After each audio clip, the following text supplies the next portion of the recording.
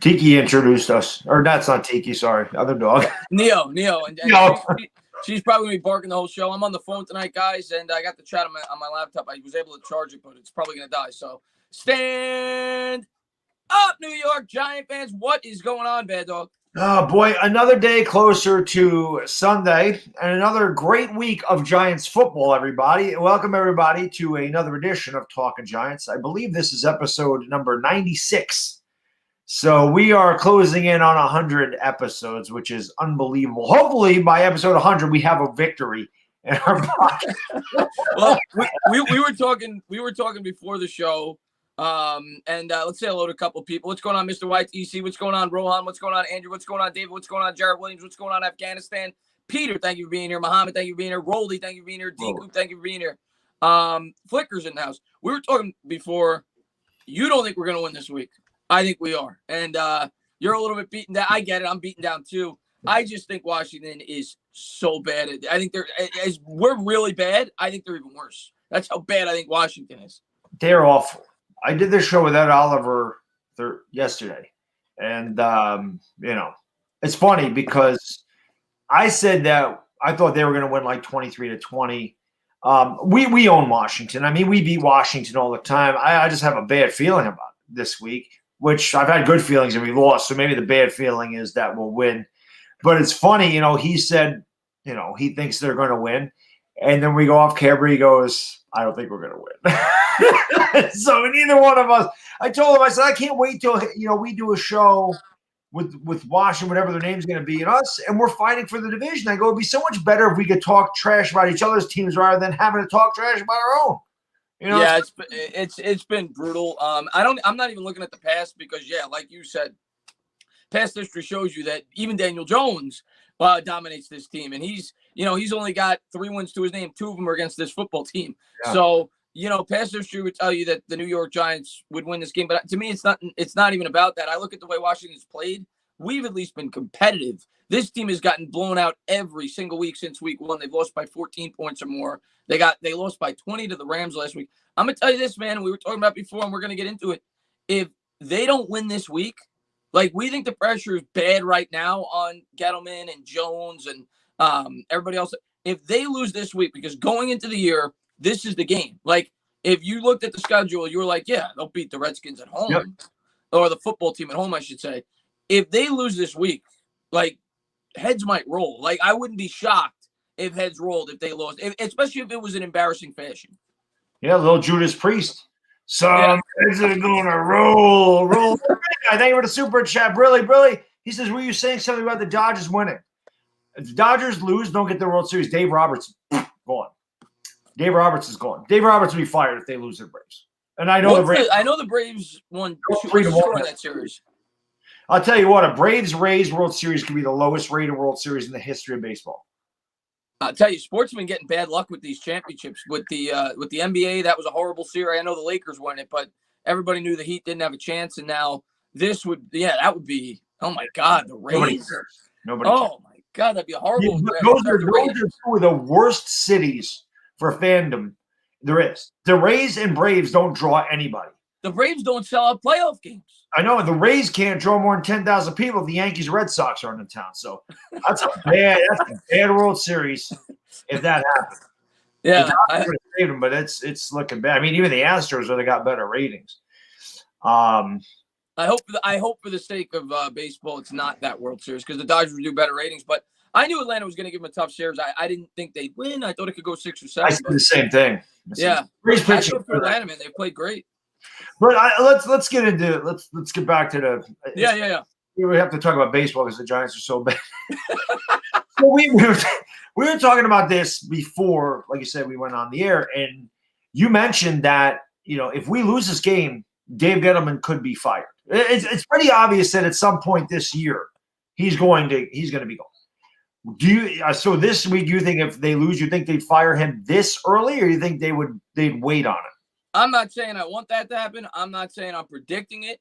What I am saying is if they – and I think it would have to be an embarrassing loss. Like if they lost by like 20 points home, 14 points home, double-digit loss to Washington, and they weren't really competitive throughout the game, I could see it.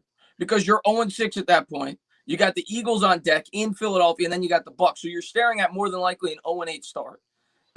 I could see it, especially because it's a week before the trade deadline. You say to yourself, we don't want them to make any trades, and it gives you a leg up. If here's what I'm going to say, and I'm not necessarily rooting for this to happen, but if they're going to move on from Gettleman, it's better to do it before the end of the year because it gives you the ability to prepare for the search for the GM. You have your plan set in place.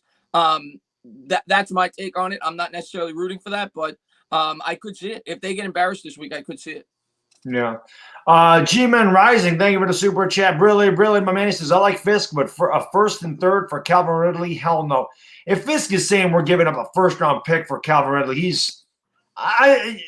Fisk is starting to lose it. He's coming apart at the seams a little bit. I think the Giants are starting to wear on him a little bit. We can't give up a first-round pick. You know why? Because we're going to be – I know, BB, my computer's not working, so I got the phone up tonight.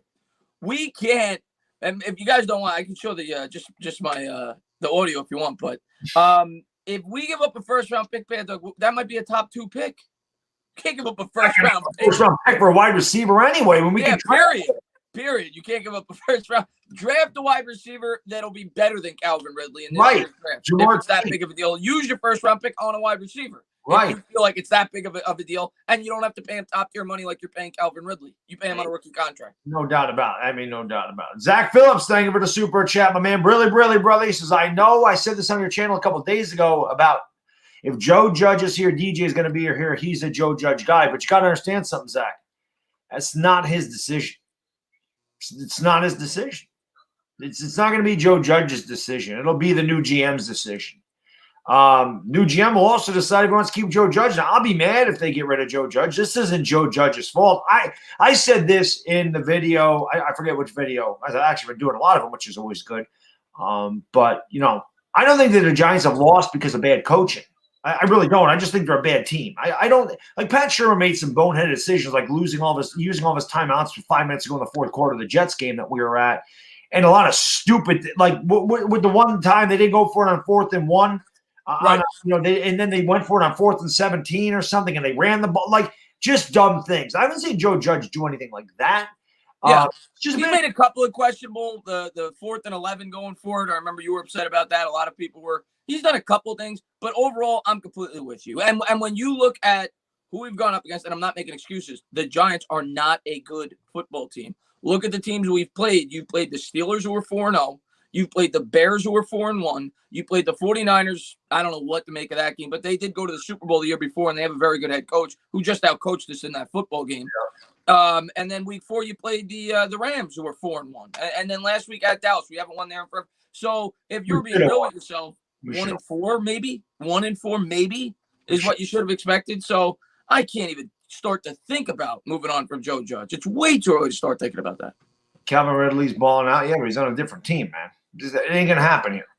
It's not going to happen here. And I'm not giving him I don't care how much he's balling out. I'm not giving him a first-round pick this year for anybody. Yeah. And for anybody. Anybody. We're gonna be in the top 5 or 6 picks no matter what. You're not trading that. Giving up a first round. You're not trading that. No. Pandemonium, thank you for the super chat. Really. Hey, you guys, have you seen this Wilson kid from BYU? I have not watched any BYU football as of yet. I have not seen that. I have heard about him. One of Big Blue for Life has told me about him. I haven't watched him. I have a subscriber of mine who really likes him, though. Yes, I have heard about him. I have Trey Lance is a guy I hear about all the time. And it's another guy, North Dakota State. I don't watch a lot of that. These are guys towards the end of the year I'll pay attention. Obviously, Trevor Lawrence is a guy I pay attention all the time, as is Justin Fields. So those are guys I pay attention to bigger schools. I got to start looking at smaller schools now too. But like I said, that's normally towards the end of the year. I really start to get into who are going to be drafting. It's unfortunate that I'm probably making draft videos at the beginning of November again. And I've already kind of started talking about Trevor Lawrence because we're just so god-awful. Mr. Mini Guy, thank you for the super chat. Really, brother says, if we lose, I think we'll go 0-16. That could definitely happen. Anything's possible. Maybe I'm too optimistic, and it's definitely possible. I don't think we're going 0-16. I really don't. I really, really don't. I think we're going to be a better team over the second half, but we still play really tough teams. I think we're going to win 3 or 4 games. I do. I don't think we're picking first, but I do think we'll be picking top 4. I get it. Fix the O-line. Thank you for coming. Member of the channel, brother. Really, really appreciate that. Fix the O-line. Welcome to the Dog Pound, baby. Yo, where are my Dog Pound members? Welcome. Fix the O-line to the Dog Pound. That's what I'm talking about. That guy's, yeah, he's a great supporter of my channel as well. Welcome to the Dog Pound. Thank you for popping in. And yeah, man, that's my guy right there. I'm all about fixing the O-line. So I think we all are. And unfortunately, nothing we do is fixing it.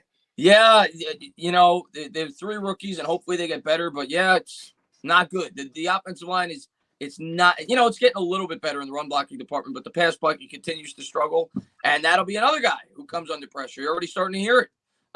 The Eric Flowers comparisons, which were inevitable if he got off to a slow start. So I tell you what, the play where DeMarcus Lawrence just went right around him and knocked the ball out of the air, that reminded me of Eric Flowers. That was Eric Flowers-esque. That gave me nightmares about Eric Flowers over there on the left side, just getting torched by, you know, a defensive end. And, you know, I mean, I guess we're missing Nate Solder, we're missing that leadership, but is there any chance that the Giants move Andrew Thomas over to right tackle and play Parrott at left tackle? Is that a possibility at some point this year that they would move Andrew Thomas over there? Now, I don't like that because I think eventually you draft them to be your left tackle. But is it possible that they move him over there? Because they moved Eric Flowers over there later. I think it'd be easier for Andrew Thomas to make that adjustment 5 games or 6 games into his career as opposed to 3 years into his career. The only way, in my opinion, and I don't see him doing it, not with Parrott. The only way I see them doing that is if they draft Penei Sewell. If they draft Penei Sewell in this year's draft, which is very possible, if we're picking 2nd or 3rd, then I do think you move Andrew Thomas to the right side. But I don't think you do it with Matt Parrott. Matt Parrott is more, you know, he's a developmental project. Anything's possible, but I don't see it. Not this year. Maybe if he's really struggling through like week 11 or 12 and Judge wants to see it, maybe you do it then. But I think you need to continue to put Andrew Thomas out there and hope he gets better week in and week out. Yeah. What do you think Austin Mack brings to the table? I mean, at least, you know, you get excited for some of these guys. You know, you're going to root for Austin Mack. Maybe he's that guy. Maybe he's what we're missing. Maybe he turns into Victor Cruz. It's unlikely, but maybe he does. Maybe this is a guy. Maybe this is something that can definitely help out the passing game, is getting a guy like Austin Mack. What do you think he brings to the table? Yeah, well, first off, outside of highlights and you know, a little bit of college film, I haven't seen much about him. You know, and some of the things I've read, so it's impossible to know if he's going to be, you know, Victor Cruz until such time you see him out on the field. Do I think that's going to happen? No.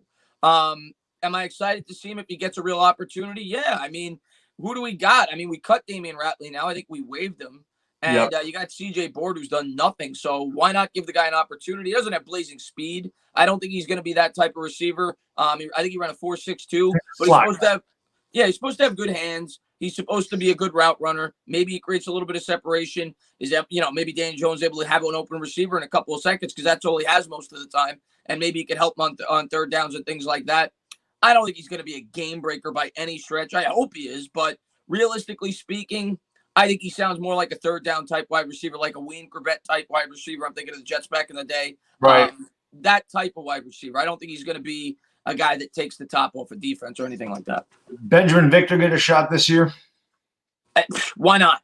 Why not give them all a shot? And you know, now we're hearing that Cam Brown is going to get an opportunity. So we'll see how he does out there. Obviously, you know, I don't think he's going to start. Obviously, you're going to start Fackrell and Golden, but you want to start to slowly integrate these younger players in. I mean, we got nothing to lose at this point. We're 0-5, you know, and I'm not saying lose by no means. I want you to try to put the best lineup out there each and every week. But you can't do worse. Yeah.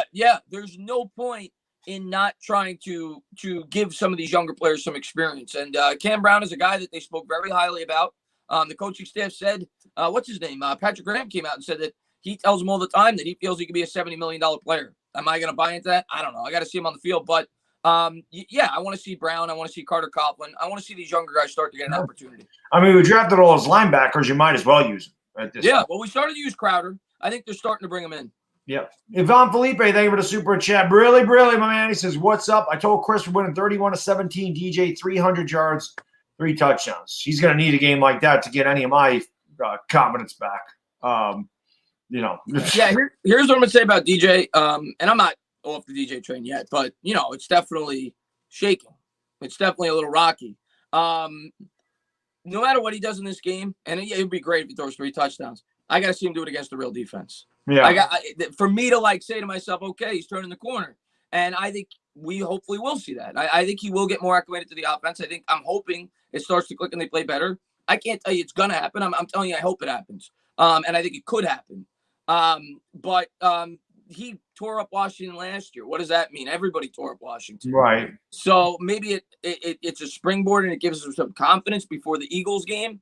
But I got to see him do it against some real competition. You look at Daniel Jones, and I'm not trying to bash Jones. I try to be as fair as I possibly can with Daniel Jones. Dan Jones' career record is 3-14. Two of his 3 wins were against Washington. The other win was because they missed 3 field goals against Tampa Bay. And he narrowly lost one of those Washington games that went into overtime. Daniel Jones is this close for me at 1-16 as a starting quarterback. We got to be real with ourselves. He's got to get a lot better. And a lot of it has to do with the team around him. There's no doubt about it. The Giants have a horrible team. I say it all the time. They set him up for failure. But we have to see some signs of growth over these last 11 games. There's no doubt about it. You can't keep making excuses for him. Yeah, I mean, he's just, like I said, to me, what I see really has little to do with the talent. I'm not mad at that. I'm mad at the decision-making. I get upset that he's not improving his decision-making. I think that he still has very careless turnovers, and that's what's killing me about him. And he's missed some open receivers this year, which isn't good either. He's been very accurate. He was very accurate last year, I thought. And this year it just seems like the accuracy's not there. That worries me. I don't know if that has to do with the new offense and they're not being on the same page with the receivers. The whole thing is a mess. We're going to get into that in a little bit because I wanted to ask you this. I talked to you off camera about it. Nelson A. O'Delly, thank you for the super chat. Really, my man. He says, should we get rid of Aaron Boone? Not the Yankees win one playoff series every 3 years. He's staying. Hal already said he's staying. Hal has already said Aaron Boone ain't going anywhere. Aaron Boone's going to be the manager next year. He sucks. I'm not surprised, though, because there was only 60 games this year. I'm not surprised that they wouldn't fire the manager off a 60-game season. Yeah, he'll be back. He'll be back this year. G-Man Rising, thank you for the super chat, brother. Really says that I'm now the new GM. Unless it's Abrams, we'll select a new quarterback. I can't see a GM trusting DJ to play another year, a risk Trubisky type of situation. It's fair, and I agree. Here's what, again, G-Man Rising. It depends on a few factors for me. If we're picking first, I continue to say it. That means Daniel Jones didn't play well. Okay, that means we probably didn't win a game because I don't see the Jets winning more than 1. Maybe they win 2. Their schedule is brutal. If we're picking first, we're taking Trevor Lawrence. Period. End of story. I don't care how big of a Daniel Jones fan you are. You have to face facts. If we're picking first, more than likely Trevor Lawrence is going to be the quarterback. Now, what you have to ask yourself after that, do you feel that Justin Fields or Lance or one of these other guys is a no-doubt prospect? Because if they're not, they're going to fail just like Daniel Jones did. Until such time we fix the surrounding talent around them. And if you feel that they are a can't-miss prospect, well, they probably will take them as well. The other option you have, if you don't feel like Daniel, if you're not confident by year's end, say he doesn't improve much, you can bring in a free agent that could at least compete with him and be a stopgap quarterback if Daniel Jones continues to fail, if you don't believe in any of these quarterbacks, or if you're not in the position to draft a quarterback. Because, I mean, if you don't fully believe in these quarterbacks, I don't care how much pressure there is, Baddog, you don't take that. No, and I feel like we did that with Daniel Jones. I feel like we reached for Daniel Jones. Now it's really looking like a reach, which again, I want to get into that because I have, like I said, I understand both sides of the argument, but I certainly have my opinion on Daniel Jones. And like I said, I kind of want to get into it in a second. Fix your line. Thank you for the super chat. Really, my man. He says, have you guys been watching the Joe Judge report on Giants.com? Really great stuff. And it's so cool that Judge is doing this. I did see one of them. I did see that, and I do like that. Listen, I like Joe Judge. I'm not placing any blame on him. He's handed a really crappy situation. This guy is playing 5-card stud, and he's got 7 high. I mean, it's bad. He's got nothing. There's nothing he can really fall back on. It's a bad team. It's a really, really bad team. He didn't draft this team. He got thrown in the middle of it. So I really, like I said, the coaching staff. I haven't really seen him do anything bad. They're 0-5, so it's hard to say he's doing a good job. But there's a lot of bright things to this year that we're 0-5, but there's a lot of things, a lot of areas where they're better than they were last year. I'll say that. And I think some of that has to do with the coaching. Defense, definitely. Yeah. Defense. Patrick Graham's done a great job with the defense. The defense is way ahead of where I thought they'd be this year. And a lot of that's due to the pickups. Secondary. Bradbury was a great pickup. Martinez was a great pickup.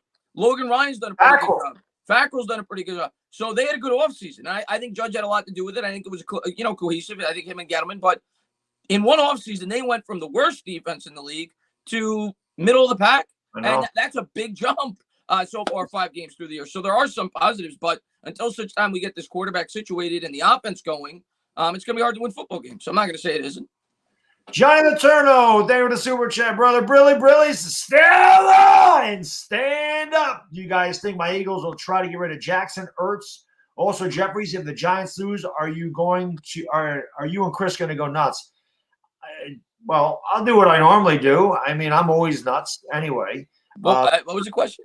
He said, if the Giants lose, are you and Chris going to go nuts? I always go nuts, so it really don't matter to me. But it's hard to go nuts when your team's 0-5. You're kind of beaten down. Yeah, I've been beaten down since I don't know when, for years. Johnny, I don't think I don't know what the Eagles can do. I don't know what your cap situation is with Jeffries, Ertz, and Jackson. I don't know. Deshaun Jackson's probably gone. I don't even know why. That was a terrible pickup. And you had Eagles fans talking about how that guy's going to be a top 5 receiver. You got some crazy people over there. Speaking of crazy, I mean, that fan base, man, I told you, every guy that's a freaking free agent's going there and he's going to be a star, and every Eagle's a star. It's just how it is. Our saving grace is none of the other teams know what they're doing either in our division. They don't know. Yeah, they don't. They're all a freaking. The Eagles are the worst. They're in the worst situation because they are cap stricken, and they're old, and they look bad. And Carson Wentz looks bad, and you can't do anything with him. He's like a $60 million cap, and you're stuck with that guy. So he's either riding the bench at $30 million a year, or you're taking a massive hit. It ain't happening. Mark Gettleman, thank you for the super chat. Brilly says we picked top 6 3 years in a row and have nothing to show for it. You can't miss on those kind of picks and expect to turn this around. That's exactly correct. Couldn't do that any better. Yeah. We haven't won football games. There's no doubt about it.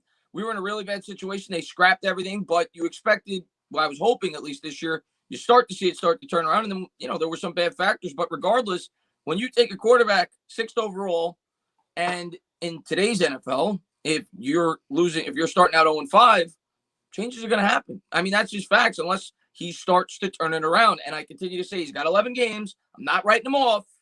But the fact is, if we get a new GM, what do you think is going to happen? If we get the first pick or even the second pick, a new GM isn't going to want to be told who his quarterback has to be. So you have to at least realize that it's a distinct possibility if we do move on from Dave Gettleman. Right.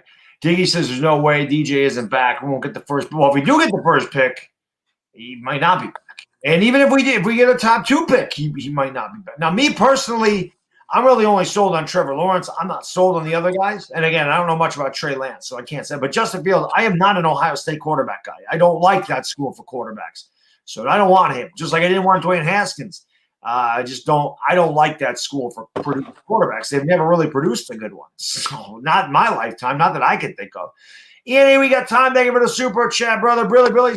I'm at home cooking in peace, or I'm going to get those 2-for-1 margarita. Oh, am I cooking at home in peace, or am I going to get those 2-for-1 margaritas Sunday for the game? Anyway, get time. Anytime you're watching the Giants, the more alcohol, the better. So I think that's what you're doing, buddy. I think that's what you're doing. I don't think you're cooking until they win a game. Yeah, I thought the cinnamon rolls are going to work Sunday, and they did not. I got to come up with something. I'm going to wear something different. I don't know what yet. I'm going to change it up on Sunday. I don't even know what the hell to wear. Maybe I should bring out a Strahan jersey. Just I don't know. I got to change it. I got to do something different. Jake Schnetzler, thank you for the super chat, brother. Brilly, man, I appreciate it. He says you guys both put out quality content. Thank you so much. Are there examples of tackles that looked this bad but ended up turning it around early in their career? Jake, appreciate the compliment. That means a lot to us, so thank you. I have to think about that. There has to be. It's only 5 Yeah, I was going to say there probably is, but usually when you come out as a tackle, you either have it or you don't. It's rare that guys can. I can think of Justin Pugh. He was bad at right tackle, and they moved him to guard. He was better. So maybe Andrew Thomas succeeds at a different play. Eric Flowers got moved to guard. He was good. He was terrible as a tackle, but he was good as a guard. So, I don't know. Yeah, I don't know. I got to give him a lot more time before I'm saying that I'm not saying that eventually we don't get to that point, but I think it's way too early to start talking about moving him to another position. That's just me. I already did a video asking if we missed. I'm dead ass serious. Yeah. Because this is why I'm saying this. Okay. just so you guys know. Like, I love when people are like, you're a fake fan because you don't believe in it. When No, you, that doesn't make you a fake fan. That's just it doesn't matter. These people call me a fake fan. I've been rooting for the Giants longer than they've been alive. So it is what it is with that. I don't really care. But my point is, when you're drafting a guy 4th overall, immediate impact. There is no, I have to develop. When you're drafting 2nd and 6th, Daniel Jones should not need talent around him. Now, this ain't Daniel Jones' fault, but the Giants drafted that guy way too early. When you're picked 6th overall, you need to produce. You need to be a guy that can carry a team with lesser talent, because every one of those quarterbacks drafted that early is going to a team with less talent, or they would not be drafting that early. Giants set him up for failure. Look at Justin Herbert. How good is he? He's not Justin Herbert. You know, when we started this show a couple of years ago, I wanted that guy here. I like Justin Herbert too. We both liked him. Listen, man, for me, it's why I wanted to tackle in this year's draft. I always believe in going with the strength of the draft. The Giants didn't do that in 2018. They didn't go in 2019, rather. They didn't go with the strength of the draft. The strength of the draft was defense. They went with a quarterback in a draft class where everyone was saying it wasn't the strongest quarterback class, and they didn't have the team to support him. They put Daniel Jones in a near impossible situation to succeed, but because of where we took him, the expectations are what you just said. Right. G-Man Rising, thank you for the super chat, brother. Really, man, I really appreciate it. Says, Chris, I get what you're saying, but that's what GMs do. GMs usually want their own quarterback, even if it's Fields or Lance. To me, Gettleman is tied to Jones. Yeah, I agree with that. I mean, but it also comes down to, does the new GM feel like Lance or Fields is worthy of that selection? It's all going to come down to how he feels he wants to build the roster. And it's going to come down to how Daniel Jones plays over the last 11 games. That's it. I mean, maybe Daniel Jones goes out there and bowls out. Do I think he's going to? I don't know. Probably not, at least not until the last maybe 5-6 games. Maybe he starts to hit his groove. But right now, it doesn't look like it. Now, if he improves and gets much better, well, then it's a different discussion. It's why I say we got to wait and watch the last 11 games. V-Man, thank you for the super chat, brother. Really, man. He says, hey, Baddog, Tampa doing their best 04 Yanks impression. At least when we blew a 3-0 lead, we had years of accomplishment. Not sure who to root for. Did they tie it at 3? I know it was 3-2. Did they tie it today? I guess the Astros must have won again, so it must be tied at 3 apiece. Yeah, I don't know. That's insane. When do they play? And maybe I'll stream that game just for the hell of it. No, why not? I don't know. I haven't been watching the baseball. I don't blame it. Panthers Guru, man. You're the man, brother. Thank you so much. $100 bomb from the Guru. Man, I really appreciate that, sir. Cheers to you. Thank you so much, man. He says, you can polish a turd, but it's still a turd. You don't find an elite NFL quarterbacks at Duke. That's on Gettleman. He's horrible at drafting. Yeah. That's a great point. I mean, I don't even know any – besides Dave Brown, who was a complete failure here with New York, does anybody else know a Duke quarterback that made it to the NFL? Probably not. I'm not as big of a school guy as you are. I think you can go to any school and be good. I just don't think he was ever – I just don't think he was ever a supremely talented quarterback. I think he was a quarterback that, given the right situation, could be good, but we're far from that. And it's why I agree that he wasn't worthy of the 6th overall pick. I think it was a reach. I think any quarterback in that draft would have been a reach. It's not even Bastion Jones. I think Haskins would have been a reach. I think Jones would have been a reach. I think Locke would have been a reach. I don't think there was a quarterback in there. What is that? I said at number 6. Yeah, outside of Kyler Murray, yes, they were all reaches. They were all reaches. So I don't think there was any quarterback that – Josh Allen. If we would have drafted Jones or Locke, what'd you say? Josh Allen. That's the guy we want. Yeah, Josh Allen. But if we would have drafted Daniel Jones or Drew Lock in the 2nd round, they could have brought the quarterback up the right way. But because, like you said, he was the 6th overall pick, people wanted him right away. If we drafted him in the 2nd round, well, then people aren't so quick to say, you got to put him in there. Then maybe they say, well, yeah, he's a 2nd round pick. Let him learn behind Eli for a year or at least 10 to 12 games. And then maybe he gets his feet wet and we see what he got. But because we took him 6th overall, people wanted him in right away. But that's what you expect from a pick that early. I understand that. And he wasn't ready because in my heart, I always knew he wasn't worthy of the 6th overall selection. People saw our reactions. I think they know. Yeah. So, it was we put him in a bad spot. We definitely put Jones in a bad spot. Yeah. Josh Satori, thank you for the super chat. My man, really, brother, says, I've been wearing the LT jersey, and if that doesn't help, I don't know what will. I wore the LT jersey this year, too, and we lost. I got to get an LT jersey. Lost. Rolly, thank you for the super chat, man. I really appreciate it, brother. Brilly, my man. He says, my fear is being in quarterback hell. If we win 2 or 3 games, that'll probably take us out of the number one pick, which would be bad. If Jones shows he isn't the guy, we would be stuck in quarterback hell. So winning a few games means nothing. Hey, that's fair. Hey, man, everybody's entitled to their opinion. It's what I say to them all the time. I am not going to root for my team to lose the rest of the games and go 1-16. I'm going to root for Daniel Jones to improve, and I hope he becomes a franchise quarterback, but I recognize he might not. And if he doesn't, well, and I understand the whole quarterback in hell thing, but the thing I'll say to that is if we fix the team, you could bring in a quarterback like Daniel Jones and he could succeed. We don't have the team to support a quarterback like Daniel Jones. So you have to draft based on wherever we end up. You have to draft what fits your team at the time. And if we can't get the quarterback, Roldy, we've got to build the team around Jones. And if he still proves not to be the guy, well, then you get your quarterback. And at least he comes into a much better situation than Daniel Jones inherited. Right.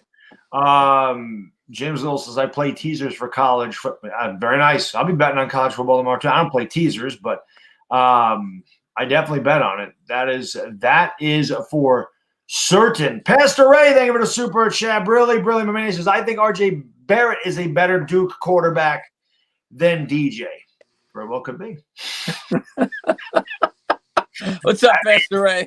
Pastor Ray, I don't know about that, man. He's got to work on his accuracy with the jump shot. I don't know about that. His free throws, too. They could use improvement. Yeah.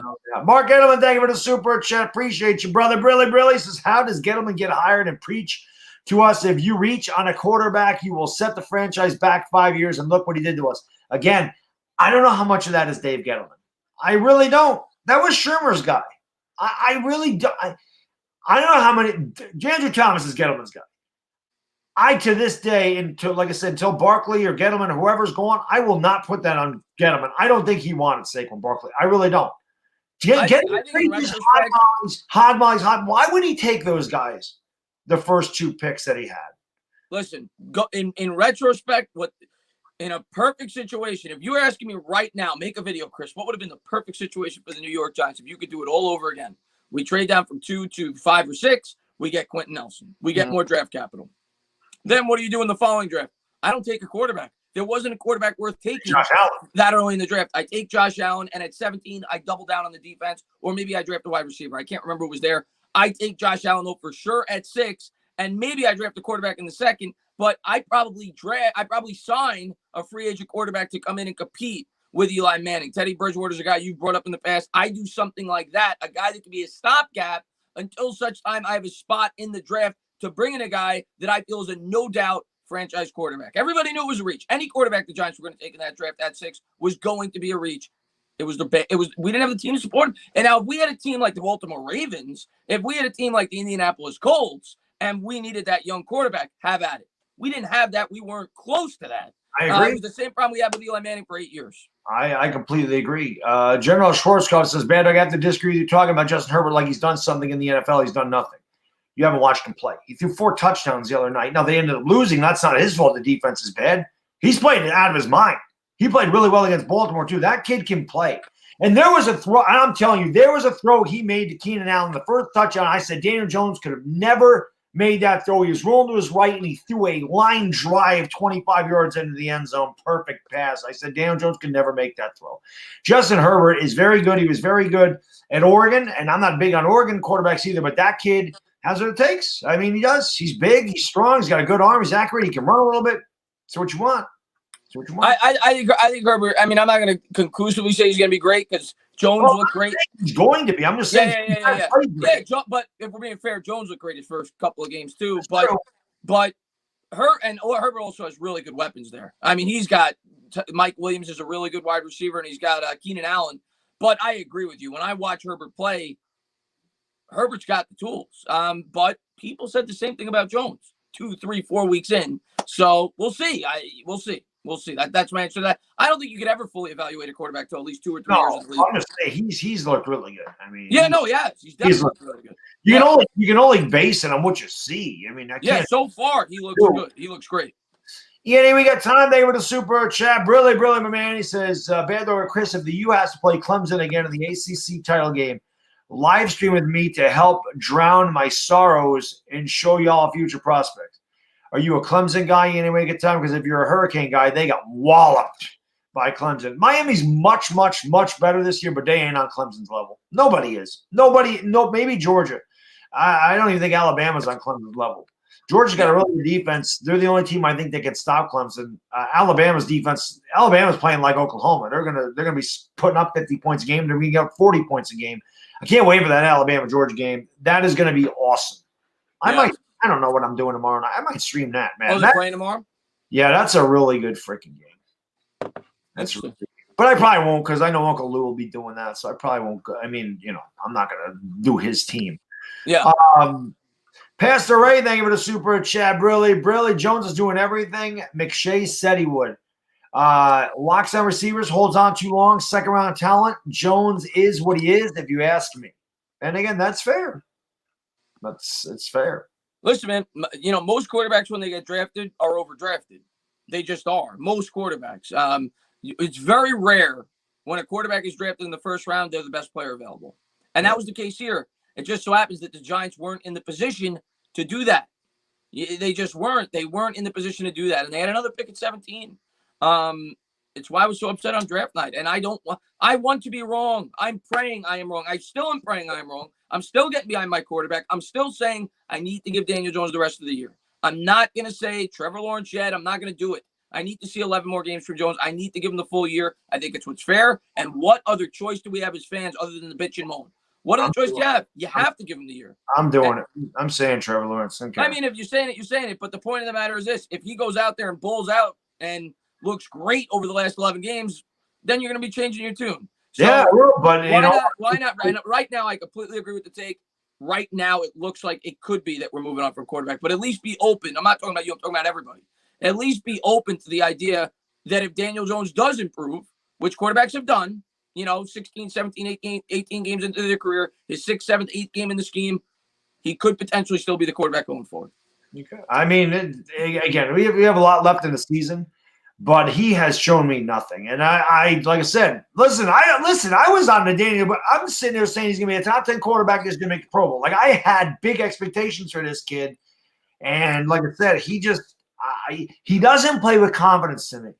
He plays nervous, scared, like he doesn't have confidence in his throws. Last year, he seemed like he was much more confident. People are talking about his pocket presence and better. Oh, look at his pocket presence. He doesn't have as many turnover-worthy plays. I mean, you guys are looking at – some of these guys are looking at the dumbest. I don't look at analytics. Stop bringing analytics to me. I'm an old-school guy. I just watch with my eyes. It's amazing what you can see with your eyes every week. I don't care about his turnover – whatever they was, probable turnover plays. Oh, come on, man. Turnover's a turnover, regardless. The guy dropped an interception. Guess what? You caught a break. But I don't give a damn about that. I care about it. The fact of the matter is he's turned the ball over every game this year. He's thrown 2 touchdowns. He turned it over 7 times.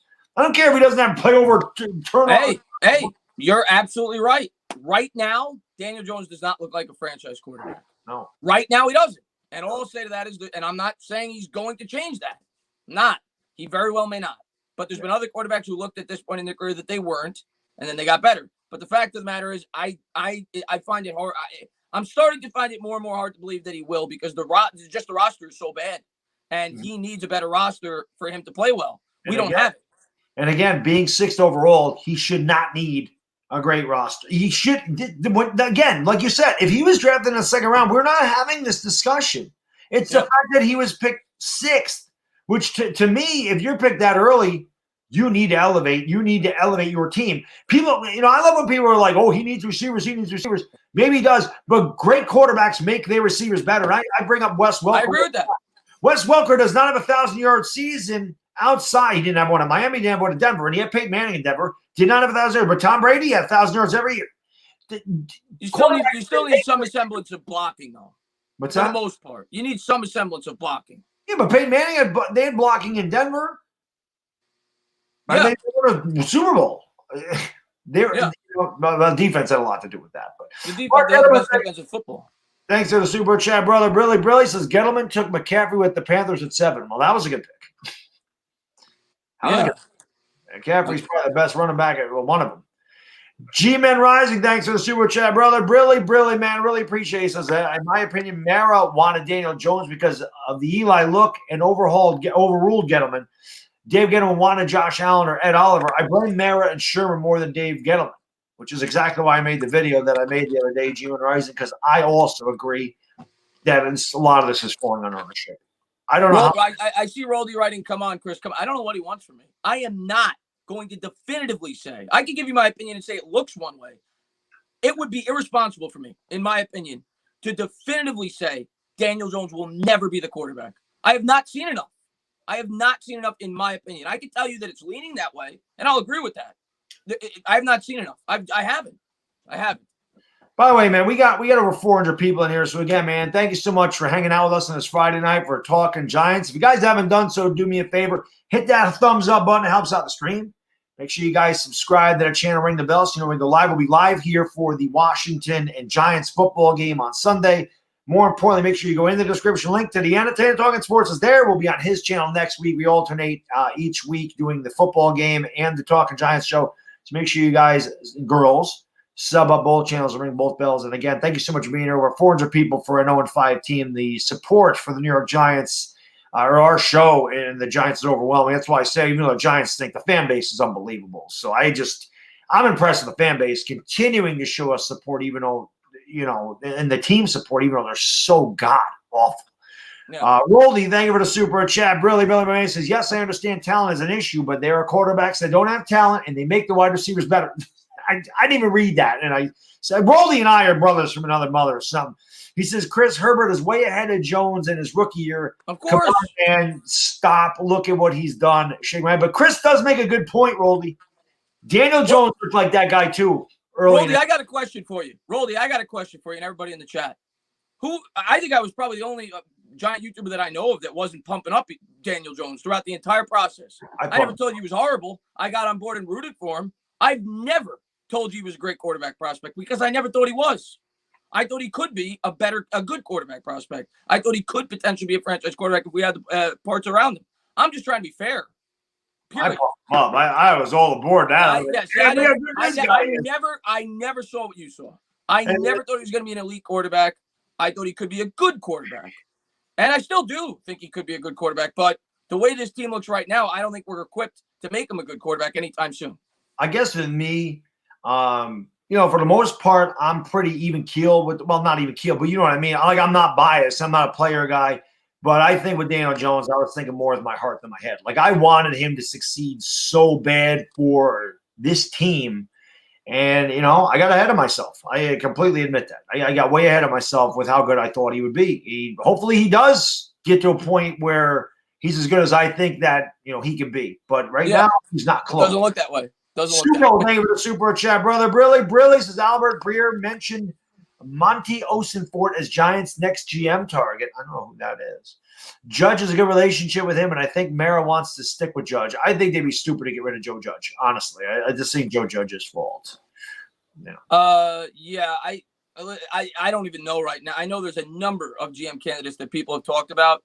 I have no idea who we're going with, and it's something that I'll look more into, as the season wears along. Right, once Gettleman's gone, then maybe. Yeah, once Gettleman's gone is when I'll, if he's gone, but he's probably gonna be gone. I'll start to look into that.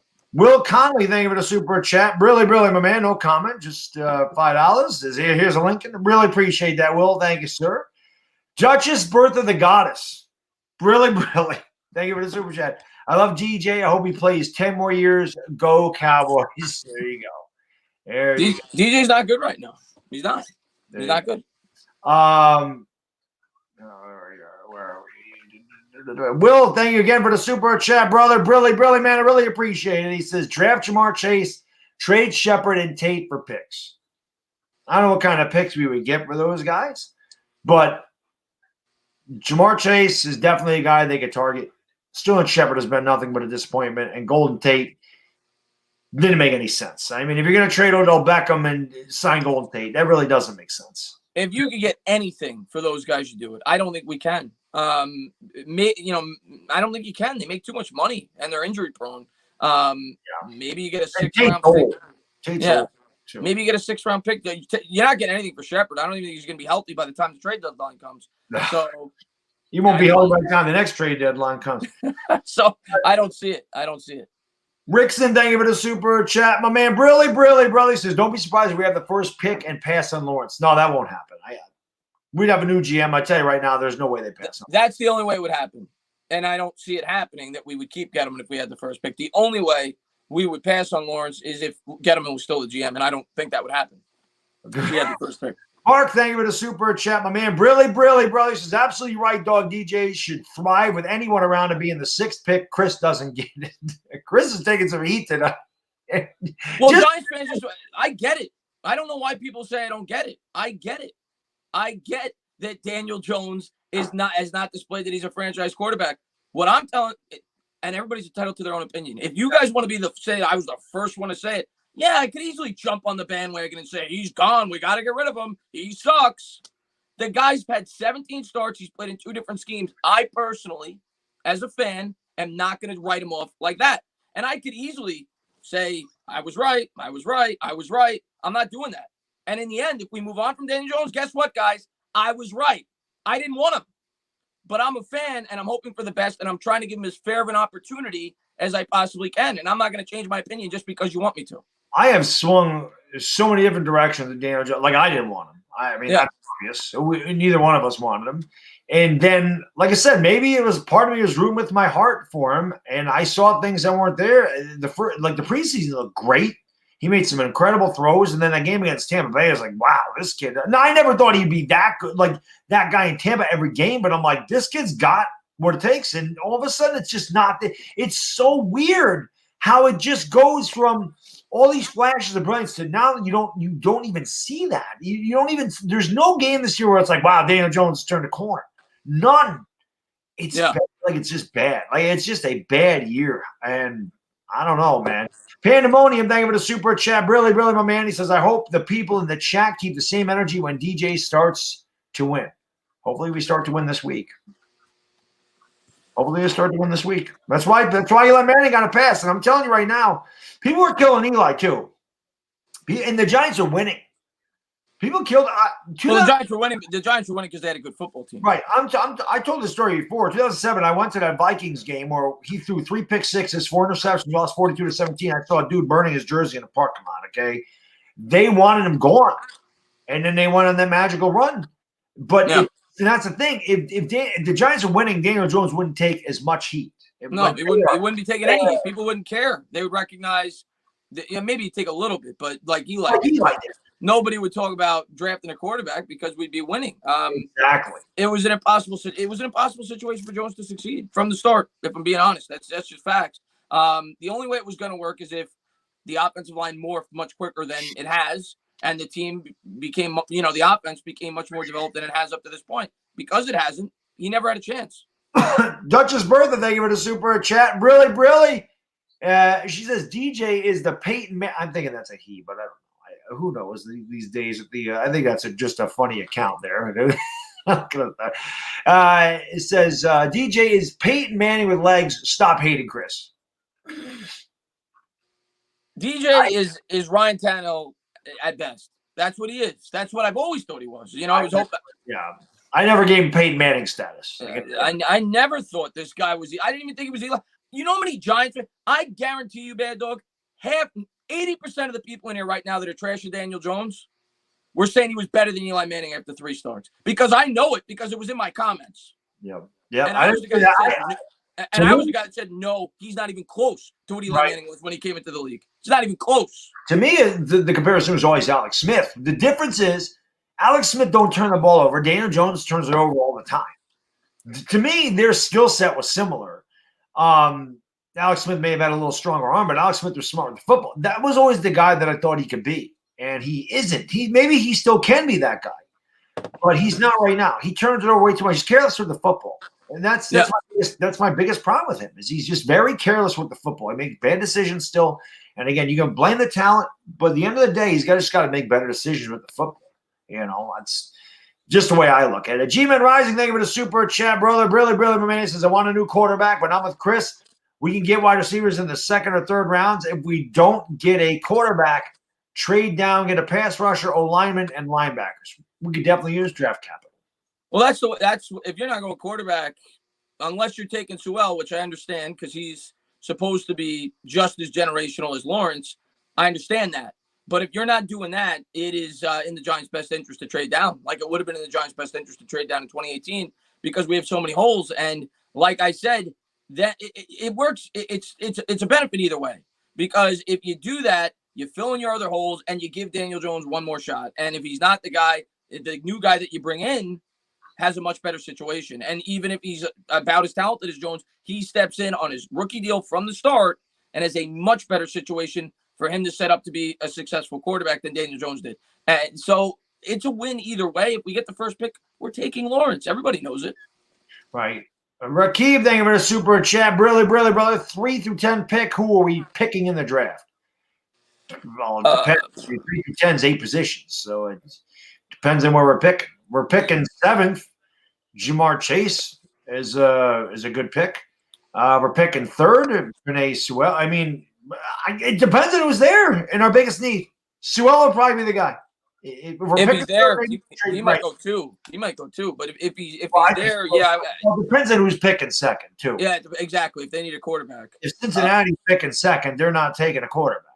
Yeah, I mean, it depends. Like you said, it depends what we're picking. If we're picking 8, maybe you go wide receiver. If you're picking 6, maybe you go, edge rusher. It depends on what you're picking. Right. G-Man Rising, thank you for the super chat, brother. Billy, my man says the problem is that our schedule is way harder this year. DJ was way better against bad teams. He struggled like this against good teams last year, and that's a great point. He did. He was not good against the Patriots. He was not good against the Packers. He was not good against the Eagles. Somebody brought this up before. It was 3 games that really made his stats look good. The Jets, or 4. The Jets, the Lions, the Redskins, in that game against Tampa. The rest of his season wasn't that good, to be honest. Last year, the stats were inflated. There were definitely some pros, but the stats were inflated. I mean, I'm not going to come on here and talk negative because the guy had good stats. But if you look at the schedule last year, he beat up on horrible defenses. I mean, he played the Jets. He had 4 touchdowns against the Jets. He had 5 touchdowns against Washington. The Bucs defense last year was hard early in the year. They got better as the season went along. He had a great game against them. Whenever he played a good defense last year, he struggled, which is what you expect from a rookie. It's why I'm not going to get on him. You expect rookies to struggle. You saw Joe Burrow do it last week when he went up against the Ravens. He played horrible. So I'm not going to get on a rookie. And it's why I'm still not going to go crazy, but I'm also going to recognize that there's definitely flaws to his game. And I'm seriously starting to doubt. And I'd be hypocritical, Baddog. I talk about it all the time. I think the quarterback position is the most overpaid position in football, okay? In sports, to be honest with you. When you eat up 20% of your cap in a team sport with a 53-man roster, you better be Pat Mahomes. You better be Aaron Rodgers. And if I'm a man of my word, I don't think Dak Prescott should be signed. So there's no way in hell I'm going to think Daniel Jones should probably be signed 5 years in, unless he turns into something that I don't see and I never saw it. So that's just facts. And that's me being honest. But I do want to give him a fair opportunity because I know this roster has so many holes and will probably eventually move on from Jones unless he becomes that type of quarterback.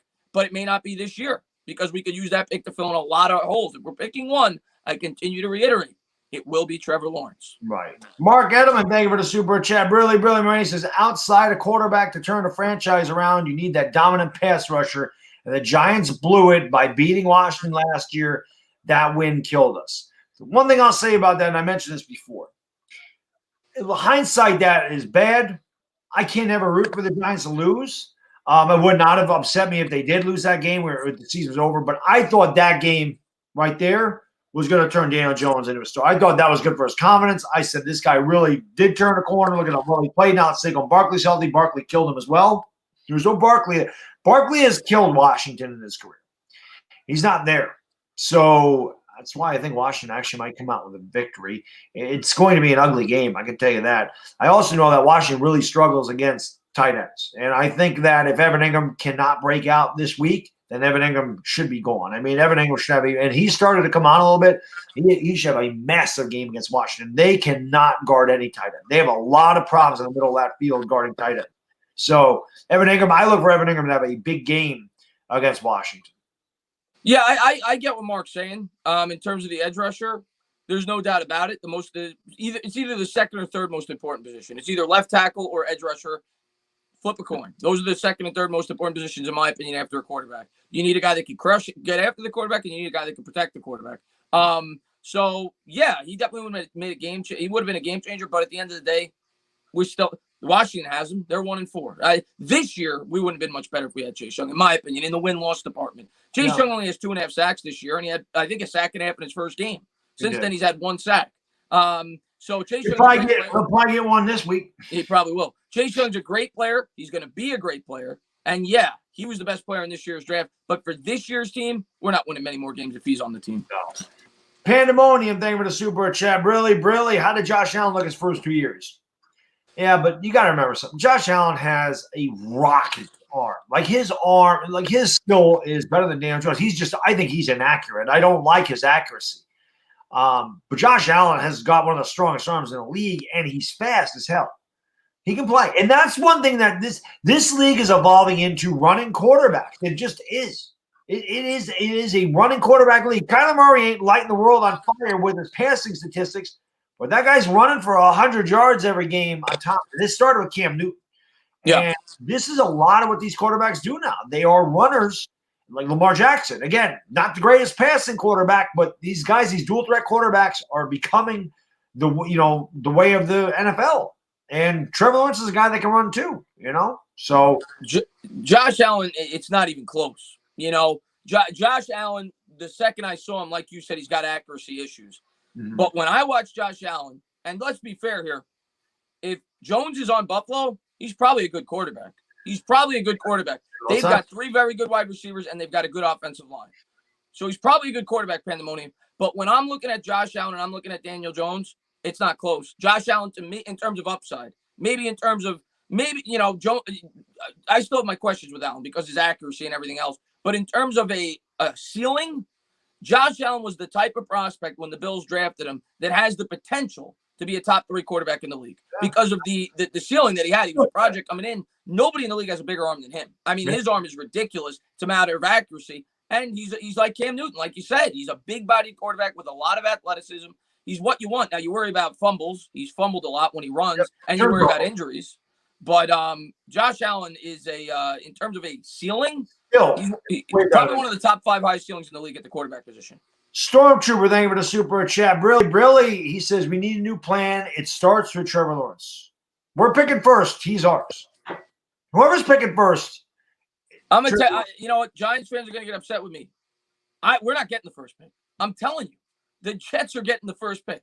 Man, the Jets are gonna win. Darnold ain't starting, man. That helps. All right, Baddog. Look at the Jets play the Chiefs. I looked at it the other day. Their easiest game is the 2 Miami Dolphin games. That's their easiest game. They'll beat the Patriots. They'll find a way. They play the Bills twice still. They play the Patriots. They play they play who else? They play a really tough schedule. I have confidence in Adam Gase. They play the Raiders. They're not winning. They might win 2 games tops. And we might win 2 games tops. We might. I mean, they beat us last year. We were there to play it. So, Mark Gettleman, thank you for the super chat. Really, he says, I jinxed us by saying Sam Darnold stinks 100 times. I probably said it 1,000. That ain't jinxing anything. That's being honest. He does stink. And you know what? The Jets are moving on from him too. Even if the Jets have a top 3 pick, they're moving on from Sam Darnold. I don't care if it's Trey Lance. I don't care if it's Justin Fields. The Jets are moving on from Sam Darnold, and they should. Sam Darnold stinks. Sam Darnold will never be good in this league. That was I was right about that one. I mean, I never liked him, and I will continue to not like him. Rolly said, what did he say? He said, Chris is praying. I'm not praying that we don't get, I mean, I want us to win. So I'm not praying for us to lose. I don't even think Baddog's praying for us to lose. No. So I want us to win, but no, I'm just telling you my honest opinion. I think the Jets are a worse football team, and I think they play a harder schedule. We still play Washington twice. Washington is much worse than Miami. Miami's the weakest team that the Jets play. We still play the Bengals. They're worse than Miami. Miami just beat San Francisco by 30 points. That was crazy. We play a much easier schedule. We have 3 or 4 much more winnable games than the New York Jets have. And I think we're a better football team than the Jets. The Jets haven't competed in any of their games. So, no, I think the Jets are going to get the first pick. Asia, I did not see the Rays choke today, but V-Man came in earlier and said that they're trying to do their best 2004 Yankees and lose after leading 3 games to none. And like I said, depending on when that game is tomorrow, what I'm doing, maybe I'll stream that game. Why the hell not? I mean, it would be fun. I haven't done a baseball game in a long time. I wanted to do Dodgers games, but I've been enjoying a couple of nights off, man. I didn't get that for a long time. So, you get a couple of nights off to hang out with the kid And my kid loves horror movies. Oh, man, my kid is big into horror movies. Like he always wants to go see Grouchy. It's like this enormous, scary clown. He's like, Daddy, can we go see Grouchy? Daddy, can we go see Grouchy? He loves this thing. He's just like me. I mean, really, I cloned myself. That's the serious thing that we're talking about tonight is that I made another one of me. God help the world. L.A. Lou, thank you for the super chat. Brilly, my man. He says the last thing you need is another top 5 pick quarterback under New York scrutiny. Get the best edge rusher available to you and groom a middle round quarterback who sits behind like a vet like Matt Ryan or Alex Smith. But those are hard to find. I mean, Matt Ryan went like 3rd overall, didn't he? And Alex Smith went first. I think sit behind a vet. Oh, I see what you're saying. Okay. Well, that's kind of what the culture. That's kind of what the culture doing with Jacob Eason. But the difference is, the Colts have an offensive line that's better than anybody else's in the league. Yeah. The one thing I'll say, I mean, and the first, like I said, it was either the first or second episode of this show. I talked about how I wanted Teddy Bridgewater to come in here and be a stopgap quarterback. That was what I wanted. I was not looking at any quarterbacks in 2019 when we started this show. In 2018, I did not want a quarterback. I wanted Teddy Bridgewater. That was the guy I wanted. I said stopgap quarterback till we can get a quarterback, till we can build something up here, and then you bring in a quarterback. Like you said, Daniel Jones was drafted too early into a bad situation, and he doesn't have the skill set to be good on this team. You needed a quarterback with a skill set to be good on this team, and if he wasn't available, you pick a different position, which is why I don't think Gettleman picked this guy. I really don't. Gettleman likes the line. Why wouldn't he want Josh Allen? Yeah. Yeah. Rickson, thank you for the super chat. Really, what if Joe wants the Ohio guy at quarterback? I hope he doesn't. Not if Trevor Lawrence is available. But if they're picking second and they go Justin, I mean, I'd root for him. I don't trust Ohio State quarterbacks, man. Just like I don't trust USC quarterbacks or Florida. There's just a couple schools. I'm like, if a quarterback comes out of there, I don't know. I don't trust. Well, who said the comment about the extra pressure? Whoever that was. L.A. Lou. Oh, it was Lou. Okay. L.A. Lou. Yeah. So that's exactly it. If they bring in Fields, he better be on the level of what you think Trevor Lawrence is. Because if he's not, I'm telling you right now, he's going to fail with the team that we have, at least for the first year or two, and then it's going to be the same thing all over again. So if he is, have at it. But if he's not, you don't force a quarterback pick. Yeah. Simon says, is Slayton out this Sunday? I did hear he was hurt. I don't know if he's out this Sunday, but if he's not there, we're going to lose. You might lose anyway. Mark Edward, thank you for the super chat. Brilly, brother. So Chase Young missed 2 games, Chris. Well, that's not good either. Yeah, no, I know he did. That's why I know. That's why his stats aren't. He's going to be great. By no means am I saying that Chase Young isn't going to be great. Chase Young is going to be great. He was the best player in this year's draft, and if the Giants would pick it second, we would have taken him. Where'd that go? I'm like way behind here. G-Man Rising, thank you for the super chat. Really says Jets and Giants will go 0-16. Don't worry, but I think the Jets would get tiebreaker because their schedule is weaker. I don't know about that. We play in the NFC East. Good point. Yeah, the Bills are going to have a good record. The Patriots are going to have a good record. Miami's going to have a pretty good. If we tied, I think we'd get the pick. But maybe I'm wrong. I don't think this team's bad enough to go 0-16. Maybe I'm wrong. We're bad enough. I just think there might be. We could easily have won 3 games, though. Easily could have won 3 games. Yeah, coulda, woulda, shoulda. I just think we're going to find a way to win some games. I don't think we're that bad. I think we're bad. I don't think we're that bad. Well, we'll start this week. Yeah, if we don't win this week, I'll start to think maybe 1 or 2 wins is possible. Demon L, thank you for the super chat. Really, Chris, listen, I'll tell you Trevor Lawrence is going to be playing for New York next year wearing green. I agree with you. Demon, I agree. The Jets have already given up on Darnold. So the Jets failed Darnold from the start. Baddog and me disagree on Darnold. I think Darnold could be a good quarterback. I think the Jets completely screwed up Sam Darnold like they do every quarterback they bring in there. We think the situation is bad for Jones. It's not comparable to the situation that the New York I said that. They ruined him. I said that. It's not comparable to the situation that the New York Jets gave Sam Darnold. So I think Darnold will be successful if he gets put in the right situation. But I agree with you, Demon. I think Trevor Lawrence will be a Jet next year. But again, when you're picked 3rd overall, I agree. I agree. carry your team. You can't be like, oh, this guy needs talent around him. No, when you're a quarterback and you're picked at, and Daniel Jones, let's just put it this way. Daniel Jones was not a top prospect. Nobody considered him a top prospect. People were saying third, fourth round talent, 0-star prospect, all this crap. Sam Darnold was, can't miss. Sam Darnold was number 1 overall. Well, let's be fair. All this stuff. Let's be fair. Last year, would you agree that the New York Jets roster last year was bad, really bad? Like bottom 5 offensive line in the league, bad. Just like ours. Sam Darnold had a winning record last year with that team. He was 7-6. He missed the first 3 games. He went 7-6 the last 13. So he had a winning record with a really bad football team. Thanks. Look at his stats. They were terrible. They had a good defense. Yeah, I'm just saying. He showed he could be at least a 500 quarterback on a really bad team last year. I don't care. I'm not saying he's going to be great, but the Jets botched him. The Jets could. They didn't win 7 games last year. Did they win that many? They went 7-9. They started 0-3 when he had mono. He went 7-6. Damn. I didn't even realize the Jets won 7 games. Yeah, they beat the Cowboys.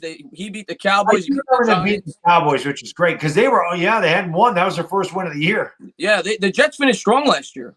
That's why they had like the 12th pick or whatever it was. You know what? He still stinks. Janoris Jenkins. Thank you for the super chat. Janoris Jenkins is in the house. Shit fondue. He says, hey, bro, love the content. Big fan. I was just wondering what you think of the Chuckinator crew. Aruga and Arlington, Crinkle, Crockett, and Chuck. I have no idea who they are. No, I don't. I have no idea who those are. No clue, Janoris Jenkins. Double J. I'm sorry. I don't know who Crinkle Crockett is. That's a great name. Shit fondue, though. Double J. Yeah, the original. There's a lot of shit fondue on this team. Now, Diarrhea Sunday is what we've got. Mark Edelman, thank you for the super chat. Appreciate you, brother. Brilly says, Baddog, you're old school like me, and if we can't find our quarterback, you must build a dominant defense, and we use 3 top 6 picks on offense. That's the problem. Preaching to the choir, baby. You know that. You know Chris and I both wanted Josh Allen last year. And we both Josh Allen this year. So, yeah we are both. I think wanting an offensive line is old school, too. I think building in the trenches on both sides is old school. I think it's what we both wanted. So, I'll say this: if we took Josh Allen, I think Baddog's all aboard the tackle train this year instead of Isaiah Simmons. Had they done it the right way, so I was all about old school. He's been awful. If it was up to me, Mark, we would have. If it was up to me, Mark, in 2018, I'm telling you right now, you go back and watch my videos. We would have had Josh Allen at 6. We would have had a linebacker at 17, or a corner at 6. We would have went defense with our first 3 picks in 2018. It was a strong defensive draft. And 2019, we would have won offensive line. That's what I would have done. And maybe I would have brought in, like Baddog said, Teddy Bridgewater, or maybe drafted a 3rd or 4th round quarterback that maybe you give an opportunity when you move on from Eli. And if he's not the guy, you then bring in another quarterback to a better situation. Rolly said the Jets, Giants, and Redskins are equally bad. I agree. I think they're all god-awful. I think the Falcons, I don't even know how they're 0-5. I mean, they're better than all 3 of those teams. But I agree. I think the Giants and Redskins are equally bad.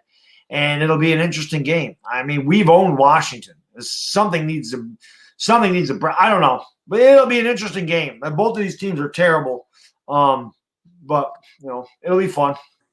It'll be fun. It'll be frustrating at the same time. Always is. Mark Edelman, thank you for the super chat. Really, brother, really appreciate it. Says Chris, you're 100% correct. The Jets get the first pick. Yeah, the Jets are getting the first pick, in my opinion. I just don't think we're as bad. I think they're a worse team than us, and they play a much tougher schedule. They're terrible. The Jets are god awful. They are a bad team. They are. Marcus J, thank you for the super chat. Really says, hey, Baddog, how would you feel if we moved off of DJ and brought in Darnold? Hell no. Never. I never wanted Darnold to begin with, and I said this before when we were talking about Sam Darnold. I said Sam Darnold would have came into a bad situation. This is why I didn't want Daniel Jones. I said Sam Darnold would come into a bad situation with no offensive line, and we wouldn't have had Barkley, so we would have been handing off to Wayne Gallman. It would not have been a good situation. And again, Sam Darnold was going to be brought in to play for Eli Manning because you don't sit a 3rd round or 3rd pick in the draft. As soon as the Giants were bad in 2018, Eli would have been off, just like he was in 2019. So Darnold would have never succeeded here. Darnold is a guy that needs a lot of talent around him, and he wasn't going to have it here. It would have been just as bad here for him. No yeah, doubt. I'd be okay with Darnold if he was in his first year, but Marcus, if you're bringing in Darnold now, the guy's going into his 4th year in the league, so he's approaching the end of his rookie deal. It makes no sense. If you're going to move on from Jones, you either sign a stopgap guy or to compete with him if you don't like anybody in the draft where you're picking, like Jacoby Brissett, who I've talked about before. He's fine for a 1-year stopgap. All right. He's got ties to what you call it, our quarterback coach Shaplinski. He was his quarterback coach, and New England as well with Joe Judge. So I think that can make sense on a 1-year deal. Or you draft a quarterback if you're in the right spot, or hopefully Daniel Jones improves and he becomes the guy. But if you're going to bring in a quarterback to be your potential franchise quarterback, you draft him. You don't bring in a guy that's in his 4th year in the league, approaching his 2nd contract. Doesn't make sense. Joe Halen, thank you for the super chat, brother. Brilly says, hail to the Washington football team. You got a good show, though. Thanks to Louis T for helping find you. Louis T is the man. We both work with Louis T. I hope to work with them again. I mean, I want to do another roundtable, especially an NFC East roundtable. With how bad this division is, that would be fun. So I gotta try to work on that and get that done. I mean, I did, like I said, I want to start doing more collabs now that the Lakers are done, and I have a lot of my nights are free. I have like a, some word I'm looking for. I can't think of the damn word. I'm lost. I completely lost, just like the Giants. I don't have to stream. I don't know. I'm looking for a word there. It'll come to me eventually. It's just, it's bad. But, Joe, thank you. I appreciate you coming over as a Washington fan, man. Thank you so much. And Louis T is the man. No doubt about that. Rolling, thank you for the super chat. Really. Chris, you telling me if we had a true franchise quarterback, he wouldn't make the players around better? If the Redskins are bad, what does that make us? The Redskins are just as bad as we are. The Redskins are horrible. We're both horrible. And no, I'm not telling you that. I've told you from the start. Rolly, I'm a Giants fan. I get behind my players, and I hope they play as good as they possibly can. And I try to give them as fair of an opportunity as I possibly can. I never thought that Daniel Jones was that type of guy. Never did. I thought he was the type of guy that if he had the right team around him could be successful, like a Ryan Tannehill, like an Alex Smith. I never thought he was Eli Manning, ever. I never thought he was one of those guys, ever. And I never will think that. I think he could be, and I think he needs to develop, if he's going to be that type of quarterback, a smart quarterback, a guy that can make some plays when necessary, but he's not going to be a guy that goes out there and chucks the ball around the yard 50 times and you're going to win games. I never thought he was that type of quarterback. No, I compared him to Alex Smith. That was the guy that I saw with Daniel Jones. And I felt like his skill set was comparable to Alex Smith. I thought he could be a little bit better than Alex Smith, but he turns it over way too much, and he's got to get better. I still think he has that capability, but he, like Chris said, like a lot of people say, he's going to need pieces around him, and he doesn't have it here. But again, as a 6th overall pick, you should not need pieces. You should be the piece. And the rest of these players should fall into place. You should be making them better, not worse. I don't know what happened with him and Darius Slayton. All of a sudden, that connection's not there. Slayton has been null and void this year. He's been invisible. He's been a ghost. You don't even hear about him. Let me ask you this, though, Baddog. Let me ask you this. And this is another reason why I will not quit on Jones yet. And it's the same thing for Parcells. Because if Parcells was in today's era, people would have said fire him after 1 year because he won 3 games. How did Phil Simms start out as the New York Giants quarterback? Until such time they got him a team. You got to remember this. This is 40 years ago. I understand that. You can't compare them. I understand, but how did he start out? He was hurt. But he didn't become a decent quarterback for quite some time, right?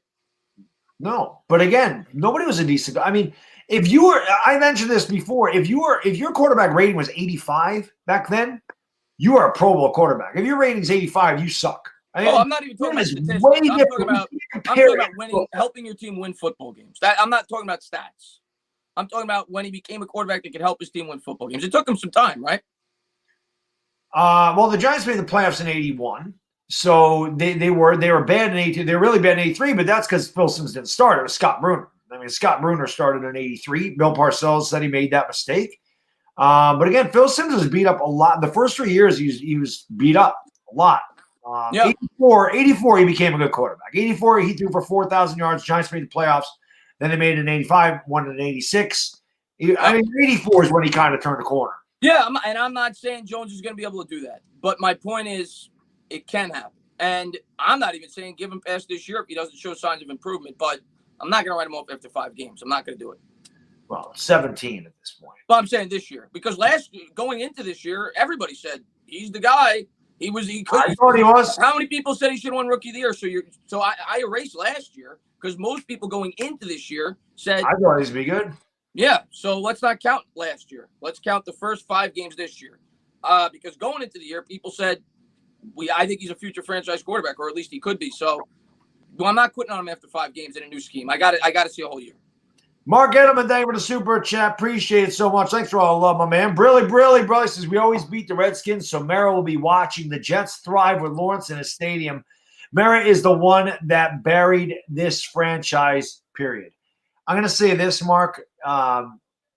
If Lawrence is in this stadium as a Jet, that poor kid's going to stink. No matter what the Jets do, it's wrong. And it ain't going to matter how good Trevor Lawrence is. He'll be bad. Something will happen to him. The Jets are cursed. The Jets are cursed worse than we are. They are just cursed. The Jets are cursed. They're like the Mets. They just, no matter what, even all the right moves are wrong, which is what the Giants are turning into. It's unfortunate. But like every move the Giants make is just wrong. It doesn't matter if it's right at the time. It always ends up being wrong. Yeah. The Jones pick was wrong. And again, our reactions went viral because we were so heated.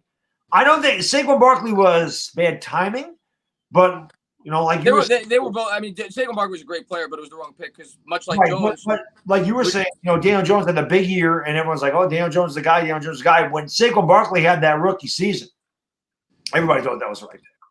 Everybody was on board saying, "Wow, this kid is going to be, unbelievable." I just find it funny that most fans were like, he's the guy after last year. He's the guy. And I was kind of in a wait and see, and now I'm the guy that's saying, let's still wait and see. So I just feel like people are reactionary on both sides. It's either he's unbelievable or he is awful. Like, I'm still. There is no middle with him. There really isn't. He really is either unbelievable or awful. But isn't that what you expect from young quarterbacks? Not a guy that's picked 6th overall. What about Joe Burrow? Are you ready to give up on Joe Burrow already? Because he looked really bad this week. Like as bad as I've ever seen. He played Baltimore. Yeah, I know he did. So if he goes out there and plays another bad game, you ready to give up on Joe Burrow? Joe Burrow's played 5 games. Yeah, I know. I'm just saying. Daniel Jones has played 17 games. He's turned it over in every one of them except for 1. And again, I mean, he's just extremely inconsistent. After 5 games, you're not going to do anything about that. He's got to get better. That I will definitely agree with. He's got to get better. Chisel, thank you for the super chat. Really, weekly prediction. Danny, 1 rushing touchdown, 1 passing touchdown. I hope he gets a passing touchdown. It'd be nice. He hasn't had one since the first week of the season. It'd be nice. G-Man Rising, thank you for the super chat. Really says wish list 2020. Tish takes a more active role. Mara steps back. That'd be great. I find a time machine and skip 2020. 3, use a time machine and date Mariah Carey.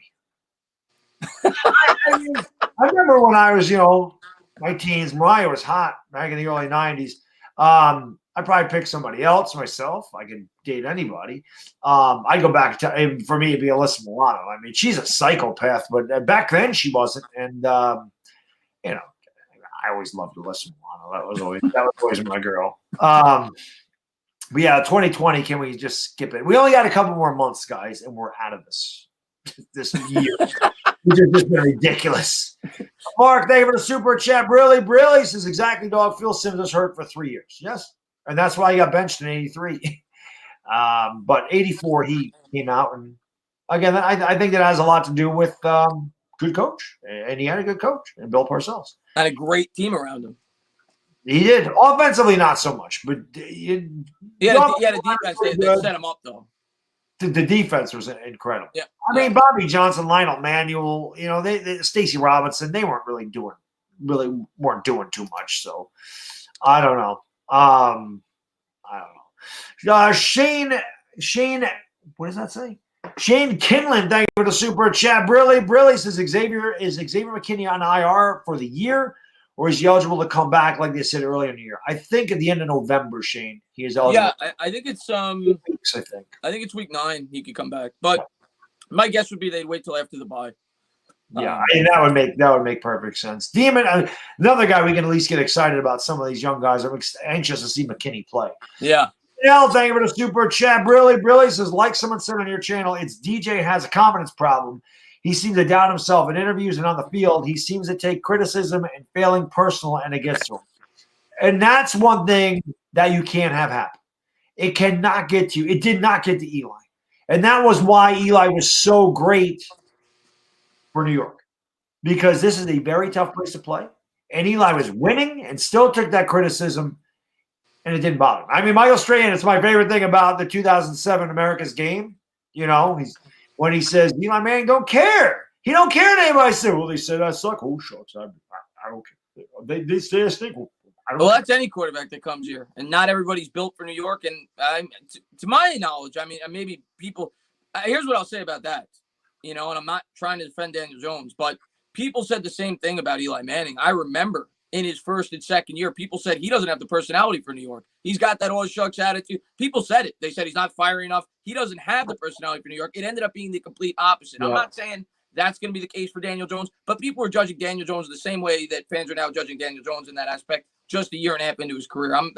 I'm not going to read too much into the way that he interviews. People are going to look for things to not like about the guy because they want to get rid of him. Of course.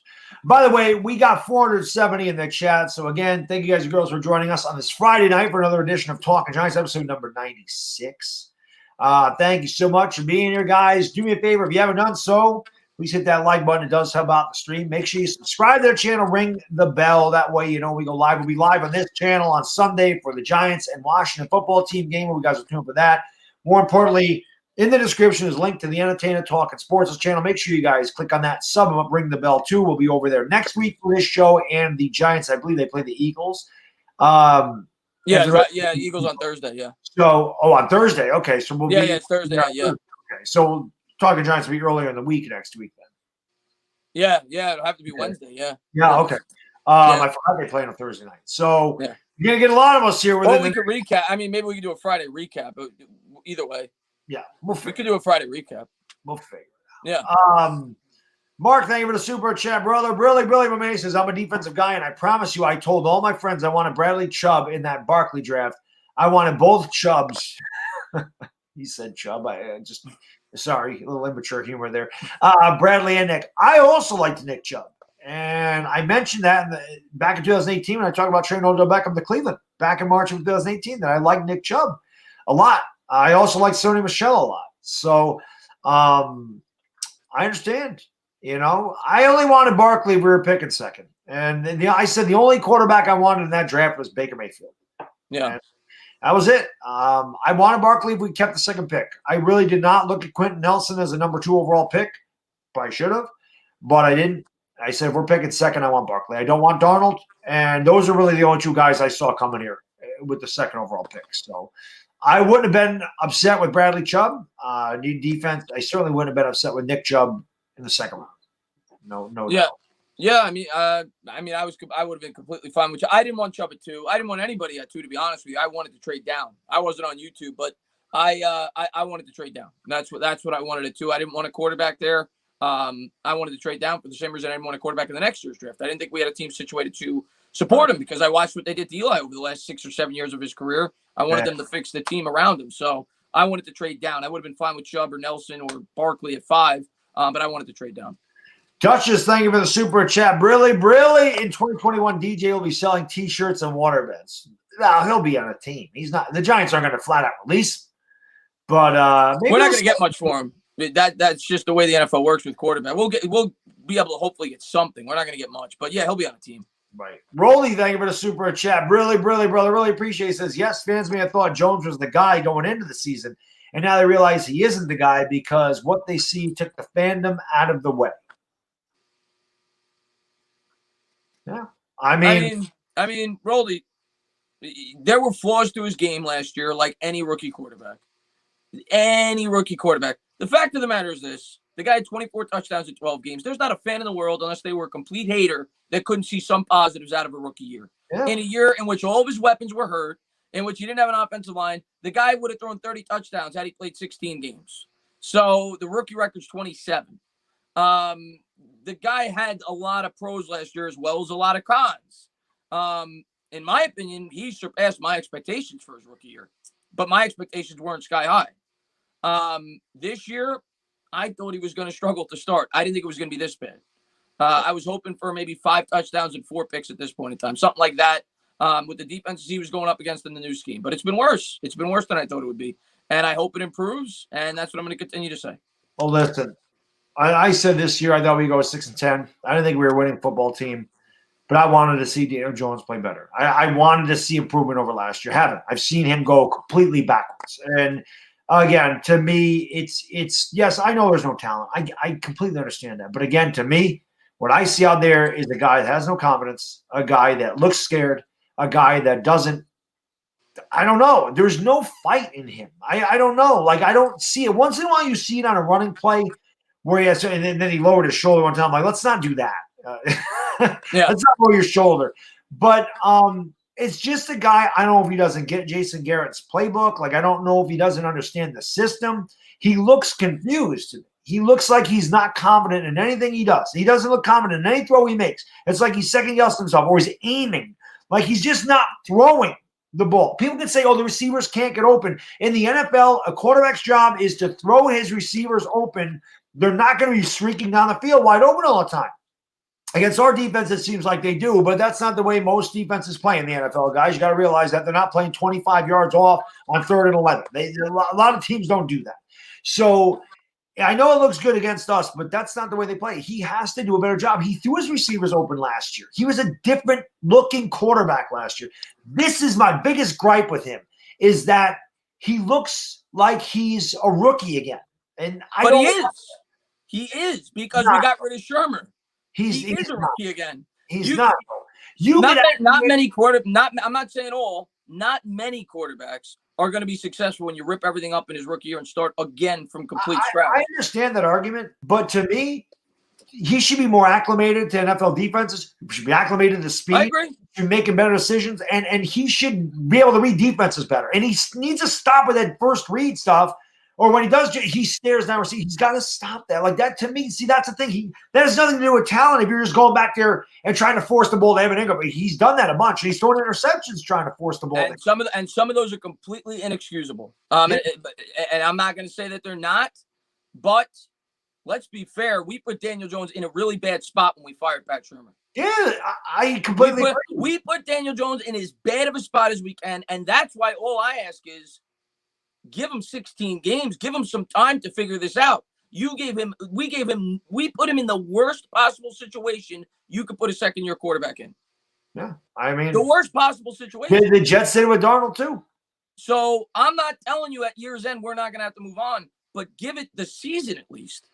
Give it the season at least. Give him a half a season to figure things out, and if he doesn't, well, then we start to talk about it.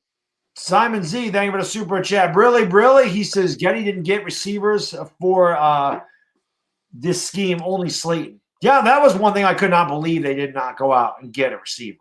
I could not believe they didn't draft a receiver, just all those undrafted free agents. We'll see what Austin Mack does this week. Yeah. Hopefully he's pleasant surprise. We haven't had many of those on this team in years. G-Man Rising, thank you for the super chat. Brilly. I don't know what TBF stands for because I'm old and I don't know all acronyms. I don't know if he meant TBH. TBF. As bad as the criticism is for Daniel Jones, that's New York, man. If he wins a Super Bowl for us, we will sell our souls and build statues from him. That's true. We're very emotional. I say this all the time, G-Man Rising. We're just like the Philly fans. We are very emotional. We are very tough on our teams and our players. But when you win, you're not going to get more love than any place else in the country. Nobody loves their teams more than Philadelphia fans and New York fans, in my opinion. Now, other people can say they do, but the thing is, we're so emotional. That's why. I know. I'm emotional too. We're very emotional. Listen, if I try to be everybody's different on YouTube. My channel, I try to be the voice of reason. I try to be as unbiased as I can when it comes to the Giants, and I try to take my fanhood out of it when I'm evaluating players, and I try to be as fair as I possibly can. If I was a fan watching this show, I'd probably have the same mindset. I'd probably be like, screw it. This team sucks. Start from scratch. I try to take all the factors into account, and I don't think it's fair to evaluate Jones yet and say that we need to move on. I just don't. I don't. I think it's too soon. See, to me, I'm all about the eye tests. I just don't see that guy I saw last year. I don't. Now, hopefully he turns it around. Hopefully this week against Washington, he gets his confidence back. Hopefully he starts to play, but I want Daniel Jones to succeed, man. I want to see Daniel Jones going out there throwing for 330 yards and 3 touchdowns and not turning the ball. I even said, not even that. I said, can you just give me a game where you throw for 225 yards, a touchdown, and don't turn the damn ball over and win a game? That's all I'm asking. He has had opportunities to beat Dallas. We didn't. I don't know what the hell the play calling was either. The Dallas should have never had the ball in regulation in that game. I don't know what happened there. We had a chance against the Rams. We had a chance against the Bears, and he hasn't done it. So, I'm the emotional one out of us. Like, I'm very emotional. Like, I am unhinged, okay? Yeah. And that's why I understand. I'm impatient. I am an impatient guy by nature, not just with the Giants, with everything. You cut me off. Like, I had to get in an argument with the guy. I had to yell at a guy today on the road. And I'm dead serious. And I'll get to these super chats in a second. This is a real quick story. So there's a place that splits off before I go over a bridge to get my son. And it's 3 lanes. 2 lanes go straight. 1 lane turns left. So this truck is going really slow in front of me. It's 1 lane at first, and then it branches out. So I'm like, I got to get away from this damn guy. So this guy is driving. We were both going straight. So there's 2 lanes going straight. This guy's driving in both lanes. And I'm like, the hell with this. I'm going left. So I go left to go past him, and he almost hits me, doesn't put his direction on or nothing. So I rip my car to the right, and I get him next to him, and he's texting. And I scream, "Get off your phone!" And he looks at me, and he rolls down his window. I said, "What'd you say?" And he's like, "It's a red light." I go, "Get off your phone!" And I could smell the 420 in his car. I could smell it over his window. So I said to the guy, I said, "Stop smoking weed and get off your damn phone. You cut me off." As soon as I told him to stop smoking weed, he just stopped. He's like, "Oh, God, that guy can smell it." Listen, I know all about the 420 crew. I like to bring it up every damn time we do a game. But still, don't cut me off is my point. So I'll let everybody, because I'm emotional. I'm impatient. Listen, man, and I know a lot of Giants fans may not want to hear it, but I try to give a different perspective. And that's it, man. I try to take my emotions out of it. Of course, there's going to be times where I'm emotional. Sometimes I can't hold it. I try to take my emotions out of it. If you're asking me right now, do I think that Daniel Jones is going to be a franchise quarterback? If I was leaning one way or the other, I would tell you no.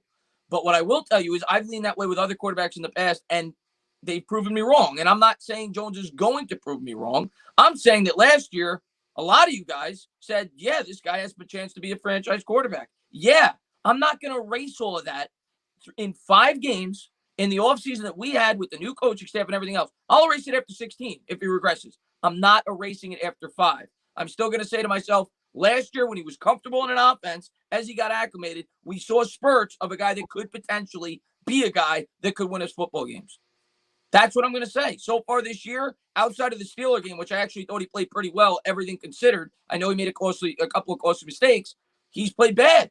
I'll be fair in saying that, and I agree with that. And right now, I'm leaning he won't be a franchise quarterback. But I hope he proves me wrong, and I'm still going to give him the opportunity to prove me wrong. See, I put all my emotion to it. I am emotional, and I say it all the time. You're not going to get analytics from me. You're not going to get analysis. You may get that once in a while, but you're going to get just my reaction. You're going to get a fan. That's what you get. You get a fan of 37 years in New York Giants that is sick and tired of losing. And again, I will go from one big end of the spectrum to the other. Like, there is no in between for me, because I want them to be so good, so bad that if somebody shows me something, I'm like, I'm all aboard this guy. And then when they show me bad, I'm like, this guy sucks. Like, right now, that's where I am. And I can be completely honest about that, because I'm sick of losing. So when they're bad, they suck. And I want them to win so bad. So when I see something good, I'm like, this guy's going to be great. That's really what it is. I was thinking with my heart with Daniel Jones and not my head. That's what it is. I think there's times I think with my heart all the time. Roldy says you give fandom takes instead of looking at I think I'm looking at reality. The team sucks. But I'm trying to say that it could get better.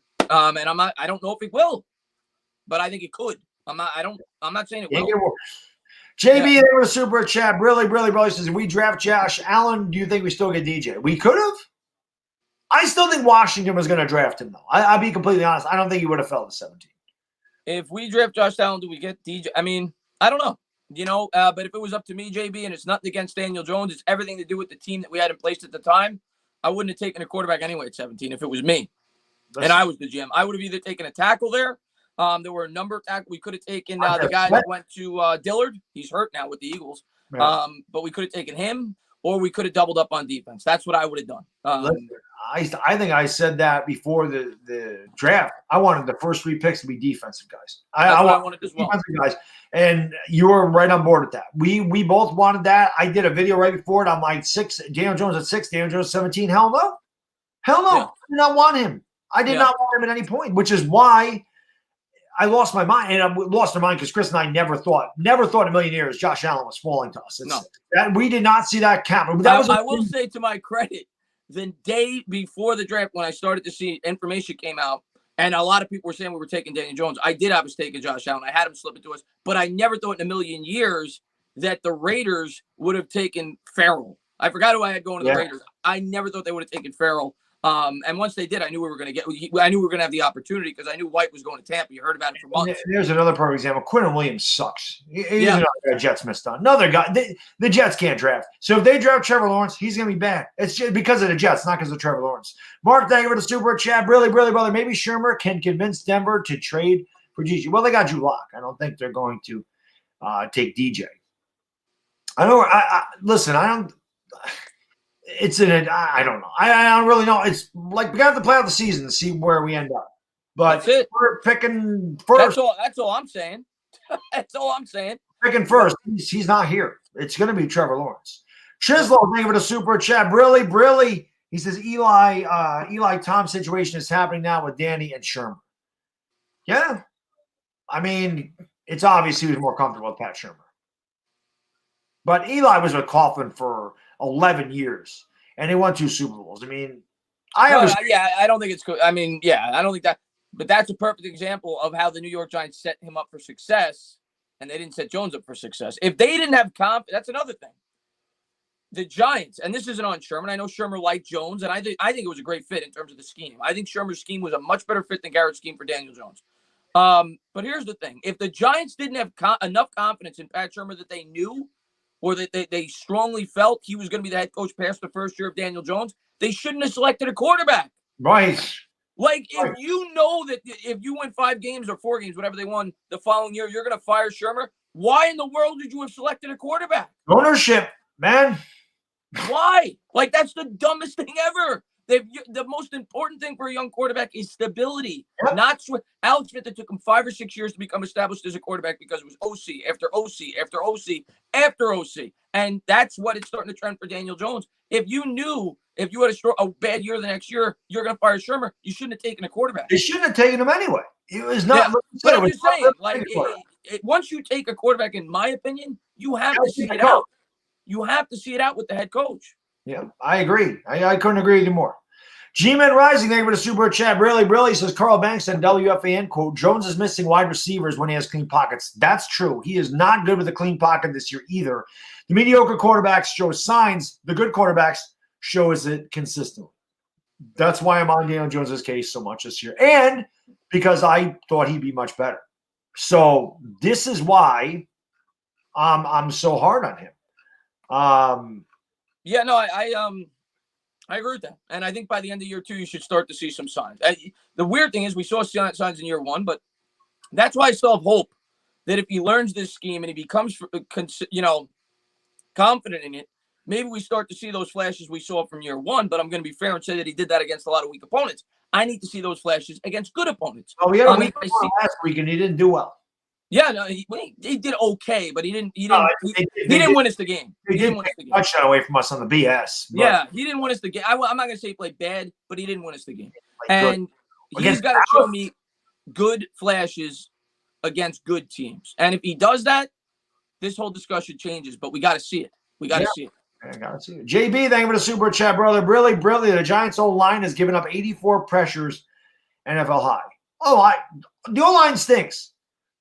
But there are situations where Daniel Jones holds on the ball too long and causes his own pressure. But I'm not making it good. The O-line sucks. I mean, the O-line is awful. The O-line's bad. The O-line's been bad. I'm also gonna be fair though. I said the same thing last year. I'm not gonna put all the blame, for all the people that think I'm a Daniel Jones apologist, which I'm not. I put some of that on Daniel Jones. I think Daniel Jones doesn't have great pre-snap awareness like a guy like Eli Manning had. I don't think he puts his offensive line. I don't think he calls the right audibles a lot of times. Why to me, Saquon Barkley struggled with him there because Yeah, so in 2019, Saquon had 100 yards in each of those games. yeah. You might put him in a good situation. Daniel Jones can't do that, which is something he needs to do. These are the things that I'm mad at him for, not because of lack of talent. It's those type of things. He needs to get better at that. That's something he should know by now, in my opinion. Yeah. 18 games, he should know it. Or 17. Yeah. I agree. Chislo, thank you for the super chat. Brilly says it's simple. If Danny shows great improvement through the rest of the games, then we have to draft a wide receiver number 1 and upgrade the O-line. We have to get him a team. And I think that they will, depending on where they draft. Yeah, well, I'm trying to okay, Chizola, yeah. Chizola, if it's simple, Daniel shows great. I agree. Chizola, in an ideal world, if we take the Daniel Jones route, I know a lot of people don't want to hear that right now. But if we take the Daniel Jones route, say we get the 3rd or 4th pick, we take the Daniel Jones route. Ideally, one of these quarterbacks drops to 3. Fields drops to 3. Insert quarterback here drops to 3 because that's what a team is going to pay a premium to trade up for. Right. We trade down from 3 to 6. Say the Falcons or a team, the Lions, maybe they want to move on from Stafford. A team that's going to need a quarterback, likes a guy, they want to move up, they want to get him. We trade down to 6. We get the 6. We get the second, another future second, like the Jets did, 3 seconds and the 6th pick. We take a wide receiver there, and we do everything we can to help Daniel Jones. We if that's the route we're taking, you take the wide receiver, you take an offensive lineman or whatever, or defense with those next 2 picks, and you could elect to go that route. But I think trading down, if we're going to stick with Jones, I think trading down is far and away the best option. Mark, thank you for the super chat. Brilly says maybe Shermer can convince Elway to give us a 2nd for Jones. They said Elway traded out of the 1st when we took DJ. I thought Denver wanted them too. I really did. Then I thought that's why they traded back to 20, not because they thought they could get Drew Lock in the 2nd. If you like a quarterback, you take him. So I always thought Denver was interested in him too. Yeah, the other thing, and Mark reminded me of that when he brought up Elway and Eli with the Giants. Who's to say if we get the 1st pick or if the Jets get the 1st pick, seeing how we handle our quarterbacks, who's to say they don't that his agent's going to say, no, we're not playing for that team? I think they'd want to play for New York. Maybe, but if I would you really want to play for the Jets? Like, look at the Jets' history at the quarterback position. No, why the hell would I want to play for the Giants? Exactly. And I'm not trying to bash the Giants, but look at the Giants' recent history with the quarterback position. So I'm just saying, I would want to be the guy to turn it around. If you're competitive, you want to be the guy who turns it around. Of course you do. But sometimes, Eli Manning was pretty competitive. He didn't want to play for the Chargers. That's because he wanted to play in a big market. Well, I think it's also because he saw the Chargers ruin quarterbacks' careers. I think his father saw that with New Orleans. Philip Rivers did well there. Yeah, but I think that was the philosophy. I think Archie Manning saw that he wasted his career with New Orleans, and he wanted to set Eli Manning up in the best possible situation. Terrible Archie played, though. I mean, the Chargers weren't that bad. No, they weren't. But I think that's the main reason why he didn't want to. Timmy Gordon says Daniel Jones a bust and the Giants suck. It's funny coming from a Washington football team fan because Haskins certainly ain't a bust. Yeah. And the Washington football team certainly doesn't suck. Right. G-Man Rising, thank you for the super chat. Really, brother, really appreciate it. Says the scary thing is this isn't revisionist history right here. Random fans said before the 2018-2019 drafts, better selections than our front office. And again, I think ownership had to do with those. I do. I think ownership saw a guy that was like Eli Manning, and they wanted an Eli Manning type of quarterback in Daniel Jones. And they wanted Saquon Barkley because they wanted to help Eli try to win. That's why Gettleman is going to be the fall guy. And yes, Gettleman has made some awful picks. Yeah. I will not put that Saquon Barkley on Dave Gettleman. And the more I think about it, the less I'm going to put the Daniel Jones pick on him. I don't think that was – they said Shermer was very influential in that. Well, I think Shermer saw the writing on the wall. I think it's why, even though we disagree in this, it's maybe you don't even disagree with it. Maybe you just wanted him in there because he was the 6th pick and you felt like he needed to get in there as soon as possible to make an immediate impact. Maybe you didn't feel like he was ready. But the Pat Shermer thing, to me, I think he was very influential on them taking a quarterback because I think Pat Shermer saw the writing on the wall. He saw a team that was horrible. He saw a team that he needed to come up with a reasoning for the New York Giants to keep him. Yep. And he said, give me a quarterback. I'm going to mold this guy. This is why you brought me in here in the first place. I was so good with Case Keenum. I was so good with Nick Foles. I was so good with all these other quarterbacks that I had coached with in other places. Give me that young quarterback that fits my scheme. I'm going to make something out of him. And I think he had a lot to do with that selection. I agree with you. And I think he had everything to do with rushing him in there, because I don't think it was in the Giants' best interest to put him in week 3. But Shermer, in my opinion, thought that was what was going to save his job if he brought Daniel Jones in as quickly as he possibly could, because he could say, look how Jones played over the course of the year. I had a lot to do with that. But in my opinion, he would have still had his job had he kept Eli Manning in there the first 10 or 11 games. Because if Jones comes in the last 4 or 5, you see some growth the last 4 or 5 games, and you say, well, he looks pretty good with him. They probably wouldn't get an extra game or two if Eli's the quarterback last year. And in my opinion, at least, just for the simple reason that he's better at pre-snap reads, better at coverages, put Saquon Barkley in better situations. Yep. That alone, I think they probably win an extra game or two if Eli Manning's the quarterback. They probably win 5 games instead of 4.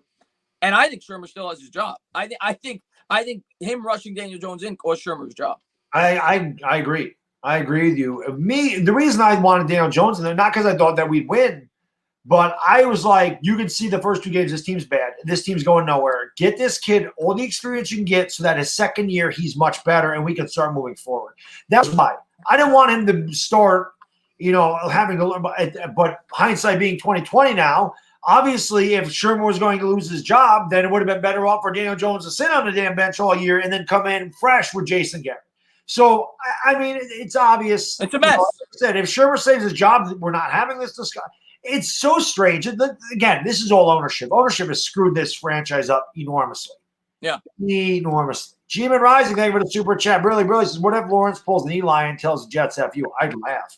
And that's Jets luck. That's what I just said. I could see it. Peyton Manning went back to school rather than playing for the Jets. The Jets ended up drafting Keyshawn Johnson. Yeah.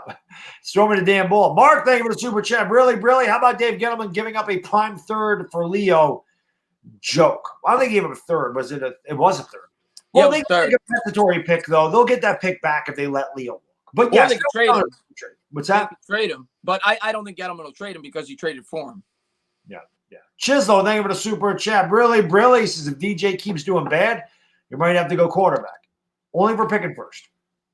Only if it's Trevor Lawrence. I don't trust anybody else. But that's the thing. You got to trust him. If you want to turn this franchise on its ear and do something completely different, that's what you got to do. Well, you got no doubt about it. If because there's nobody could know this.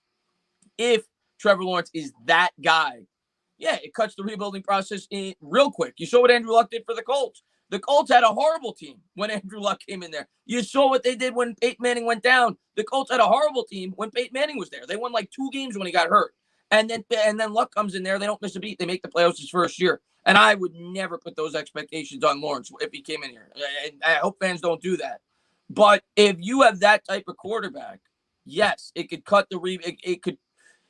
If you have a quarterback that can make up for deficiencies, you don't need a perfect situation. And of course, you always strive to get that perfect situation around him. And you don't want the Giants to make the same mistake the Colts did and not invest in that offensive line and make Andrew Luck retire 8 years later. So The New York Giants need to, if they do this, you still need to make sure that offensive line is good. But supposedly, wide receiver. This is why they drafted 3 linemen this year. Yeah. So, I mean, they worked on it. So I don't know how good these guys are going to be. Andrew Thomas hasn't been good. But, again, I'm not giving up on him. I'm just saying he's played bad. He needs to do better. Of course. OJP60, thank you for the super chat. Really, my man. He says, do you believe DJ has a talent, just not the mental part, and not learning quick enough due to him playing at Duke? I don't think I'm not learning hasn't to do with playing Duke. I thought he learned a lot last year. I don't know what the deal is. And I do think that he has talent. Otherwise, I wouldn't have been calling him a top 10 quarterback this year. He's just struggled. I mean, he struggled huge. And to me, it is mental. To me, this is mental right now. To me, this is a quarterback that is beaten when he takes the field. To me, it's a quarterback that they're losing. And this wears on you. If it wears on us as fans, can you imagine how it wears on him as the quarterback of the team? Hearing this, from fans, hearing this from the media, hearing this from everybody. This guy's a bust. This guy sucks. We got to get Trevor Lawrence. Daniel Jones can't stop turning the ball over. It's going to wear on you. as much as you don't want to hear this stuff, you're going to hear it, especially here. And I do. I think that if this kid can just have a good game and win a couple games, you'll see him be the guy he was last year. I just feel like the losing is wearing on him, and I do feel like he knows every time he makes a mistake, he's going to get criticized for it. And when you start to do that, you play to not make mistakes, and instead of playing football, he's out there thinking, just play like he did against Tampa. He didn't. He just played instinctually, and he was great. You know? I think it's a combination. I think it's a combination of he doesn't have the. I don't think he's talented enough to be very successful with the team that we have right now. So I think it's a combination of it's a really bad team, and he is not Andrew Luck, and most quarterbacks aren't. So I think part of it, I guess, is talent, but to me, it's more so the surrounding roster and all the change and the new scheme. I think that has a lot to do with it.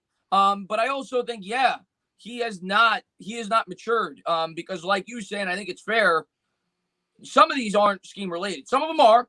Some of them are the fact that his offensive line can't block. It puts him in really bad situations. They're learning the offense just like he is, the receivers, everybody. So some of it, I think, is the new scheme. Some of it is the fact that he doesn't have talent. The receivers don't create a lot of separation. The offensive line doesn't block that well. Those are fair. I don't even think it's excuses. I think it's just facts. Right. But some of these interceptions are first read throws. He doesn't look up the corner.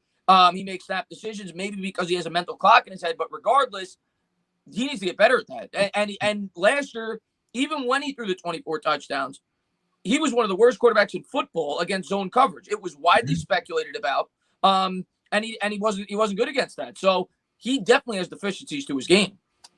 Yeah, I think a lot of that has to do with unable to read the zone, and his balls are there late. I mean, that's the problem. And when you throw late, that's what she said. Yes. If your balls are there late, you're bad there and on the court. It's never good when your balls are late. This is what in any situation, if you're a man and your balls are late, you're in trouble. I don't care what situation you're in. This is very true. Duchess Bertha, they give it a super chat. Really says, are you trading your first for Calvin Ridley? Hell no. I'm not trading our first for anybody. No. Let's stop the Calvin Ridley stuff. By the way, I see 3 great content creators in here. I just want to shout them out. Authentic is in the house. What's going on, buddy? How you doing? Check all these channels out to get a chance. Authentic, I see She Got Sports in here, and I see Hot Take Hockey in here. Trying to get a collab with Lauren and a couple other video makers. Just got to figure out a night next week to do that. But I'm looking forward to working with her. And Authentic is a guy that I wanted on the channel as well. So I got to figure out a night and a time to do this stuff. But we'll work something out. But I do. I want to get back to collabing with more Giants fans. I had a fun time doing that before all the sports came back. So I definitely want to do that. But check out those channels if you guys and girls get a chance. What a mess. JB, thank you for the super chat. Really. We should have just stayed with wanting Herbert. I wanted Herbert 2 years ago. Well, we couldn't take Herbert. No, but if we took Teddy Bridgewater, we could have. Yeah. Then we could have if we did. Yeah, here you go. I wanted to do. I mean, that's what one of us wanted to do that. We never know, though, if we took Josh Allen and if we, say we went deep, we might have had a much better team last year. And if Eli was the quarterback, and I'm not saying Eli wasn't done, he was, but I still think he was experienced enough to probably give us an extra win or two. We don't know where we're picking in the draft. Maybe instead of picking 4, right, we were 4 this year, right? Yeah. Instead of 4, maybe we're 10. You don't know. It's true. And then we could have taken CeeDee Lamb. Could have taken CeeDee Lamb, and you still got Eli though. Who's like 39, but yeah. Eli wouldn't be playing this year. Or Bridgewater, or maybe a Nick Foles, whatever. You get a stopgap. Yeah. Mark Gettleman, thank you for the super chat. Really says Maris should have made Shermer our offense coordinator this year. Yeah, but when you're not going to demote a guy, and when you bring in a head coach, he's going to pick his own guys for the most part. Yeah, that's and Mark, in an ideal world, that was brought up to me so many times last offseason. When we knew that there was a high probability he was going to be fired. Perfect scenario. Keep Shermer on. He's done a great job with Daniel Jones. And that's why I was outspoken about potentially keeping Shermer. Just for that reason alone. I didn't think he was a good head coach, but I knew that the most important player was the quarterback. And I would have sucked it up for one more year with Pat Shermer. But you can't make him the offensive coordinator, because if you make him the OC, like Baddog said, that puts so much pressure. Who would you think about this, Mark? If you were a head coach, would you want to go to a situation where the guy you're replacing is on your coaching staff? I don't think it works that way. So I just don't think it ever made any. It wouldn't have made sense. But in an ideal world, it would have worked. Yes. Right. OJP, thanks for the super chat, brother. Oh, I read that one already, I think. Yeah, I hope he didn't do that twice. You didn't have to do that twice, man. But I appreciate it. He said the same thing. I'm pretty sure that was a repeat. Do you believe the talent is not that? Yeah, I don't think it has to do with him playing at Duke. I just see a quarterback that doesn't have any confidence because he definitely works hard. I think he's very smart. I think he's struggling with I think it's mental. I think a lot of it is mental right now. No doubt about that. I do. Chisel, thank you for the super chat. Really, one win can change his whole mindset. One win. Yeah, I mentioned that. I think that one win gives him confidence.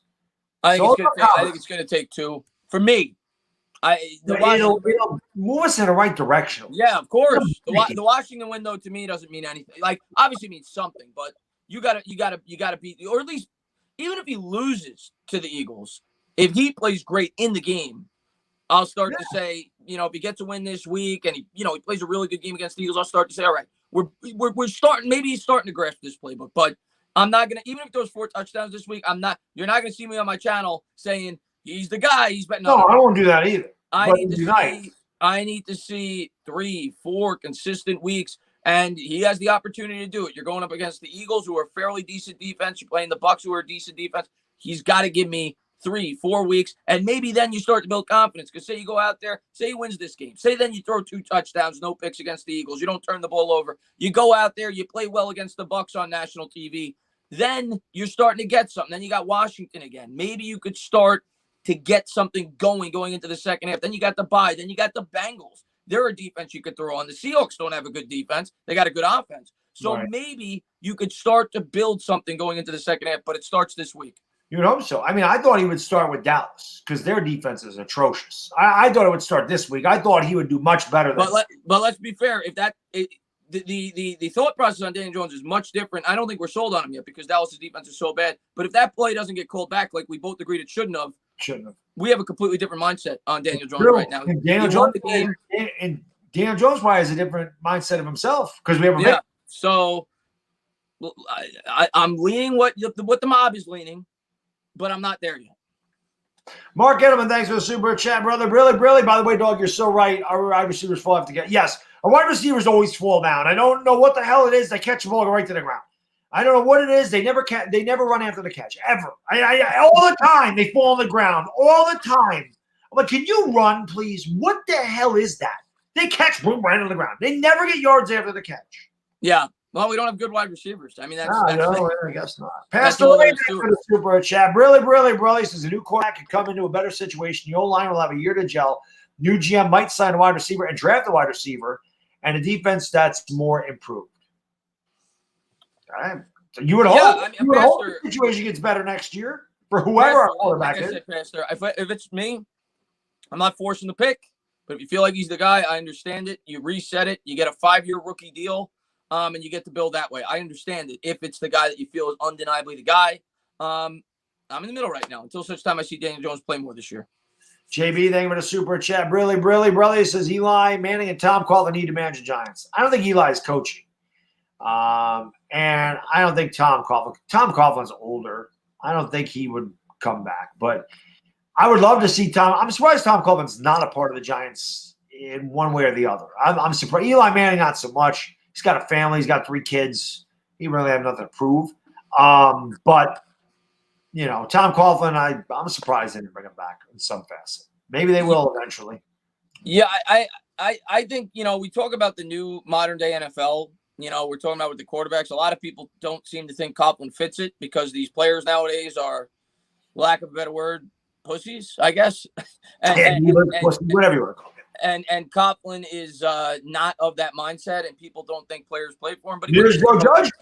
Yeah, Joe Judge to me is he's kind of in the middle. It seems like he's not full Tom Coughlin, but he definitely has that little bit of Tom Coughlin in him. But he's also got that friendly, relatable, player-friendly side to it. He's younger. And he's younger. Yeah, he's more relatable. Simon Z, thank you for the super chat. Really watch DJ go to the Pats and they have a dynasty again. Because Belichick knows how to – he'd put Daniel Jones in a situation to win. Belichick. Are you kidding me? If Daniel Jones goes to the Pats, they did it with Matt Castle. They won 11 games with Matt Castle. He would not. That's why Belichick's the greatest ever. It's the greatest ever. JB, thank you for the super chat. Really, speaking of which, he says, I'd trade our first for Bill Belichick. There you go. There you go. Yeah, most teams would. That would be amazing. My man, Dire Giants fan, thank you for the super chat, brother. Brilly, my God. By the way, if you haven't checked your Twitter DMs, I DM John Twitter, Dire Giants fan. Check that out. If you get a chance. He says, what's up, fellas? I desperately want to say DJ is our guy, but there's no question there's a lot going against him. But if we're picking number one, I want Trevor Lawrence. I think everybody's on that train. And you're going to get him if we're picking number one. Yeah, I think everybody's on that train, Dyer. As long, obviously, if he stays healthy and he continues to play well, I think everybody's on that train. But some fans are rooting for it to happen, and some fans are hoping that the team improves.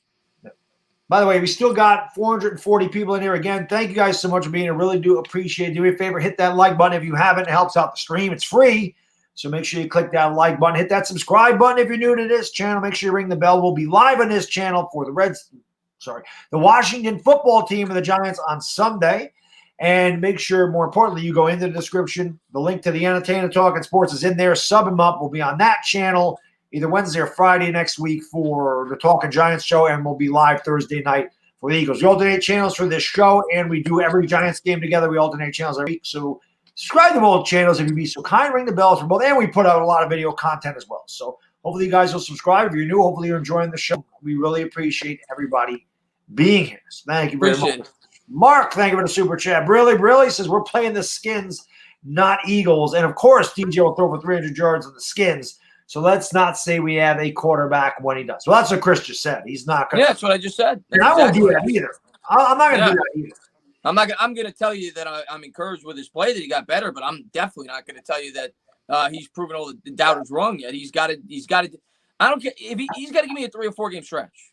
He's got to give me a 3 or 4 game stretch. I'm not going to do it in one game. I need to see that he's matured and he's getting better before I start to really say to myself, forget about the quarterback next year. I got to see it to believe it. And I hope he shows it to me. Like I said, I will come out and say that's the guy that I expected. If he has a big game against Washington, even though it is Washington, I'll come out and say that's the guy I expect to see. This is why like I said, I'm overly critical of him because I'm very high on him. That's why. I guess I'm kind of like a Joe Judge. That's why I like Joe Judge. I am a guy that will give you tough love. That's just me in general. Like I will, you produce me, you will be like Eli Manning will be in my good graces for the rest. I don't care that he had his ups and downs. That man spit blood for this organization, won 2 Super Bowls. When the chips were down, you could always count on him.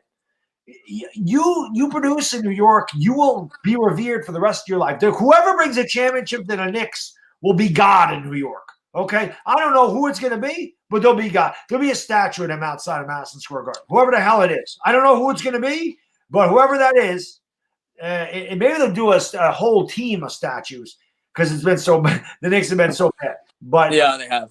This is why I'm hard on Daniel Jones, because of that. But I also think that I'm fair because I don't think I'm saying anything that's not true about him. I'm not just blatantly saying he sucks. What I'm saying is he needs to do better, and I need to see more. And if he doesn't, then it's time for another quarterback. I mean, I think that's what we're both saying. Yeah. The thing is this, guys. Again, we can talk. I mentioned this in the video. We can talk about bringing in talent here, but at that point, by the time talent gets here, you're gonna have to pay this guy $170 million.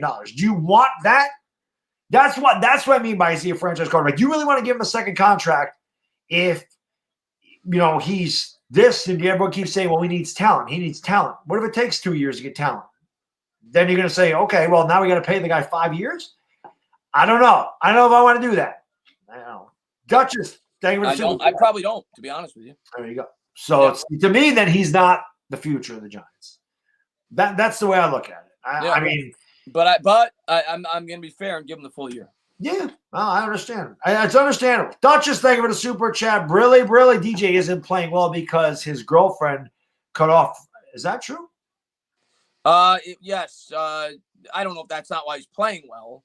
I didn't know that he broke up. Yeah, he did break up with his girlfriend. Oh well, she probably said, "You know what, you stink." No, I know. Honesty, listen. If that's the case, that could play a part in it because You're human at the end of the day. We may not look at these guys as humans. They make a ton of money. They're famous. They play, let's play a sport. We all root for it. But at the end of the day, they're human. And I don't care if you're a guy or girl. When you break up with somebody, man, it hurts. That hurts. Oh, you look at Aaron Rodgers. He was dating Danica Patrick, and people said that had something to do with his poor play. He got single, and now he's lighting the league on fire. Yeah, well, she got rid of Ricky Stenhouse because he sucked at NASCAR. And Aaron Rodgers is a man whore anyway. And he's only listen, that guy's ugly as hell. So he only gets it because he's rich. I mean, it's easy when you have money. I mean, let's face it. You can have whoever the hell you want when you're rich. You ever seen a rich guy with an ugly woman? No. Yeah.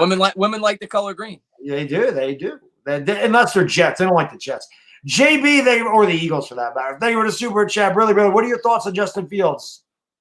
I stay away from Ohio State quarterbacks. I just don't trust him. Maybe Fields is the exception to the rule. I don't trust Justin Fields in the NFL. I just don't. I don't know enough. I've seen highlights. I haven't seen him enough. And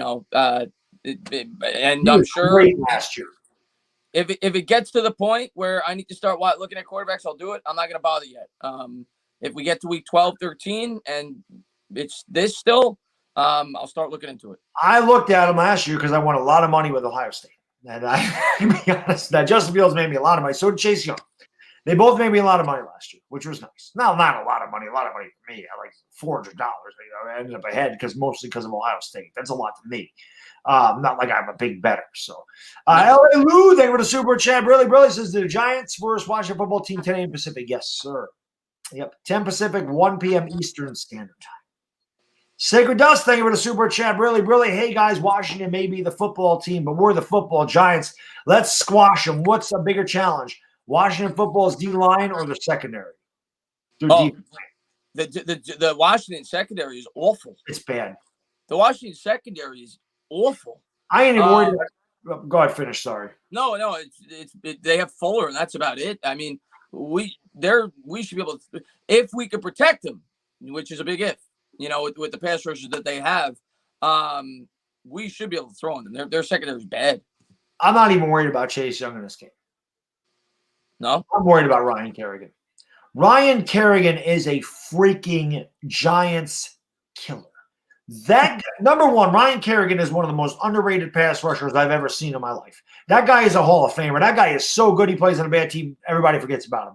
But he has destroyed the New York Giants throughout his career. Eli Manning probably has nightmares, but I don't. Fletcher Cox gives us a hard time too. But I can't think of any. Demarcus Ware used to as well.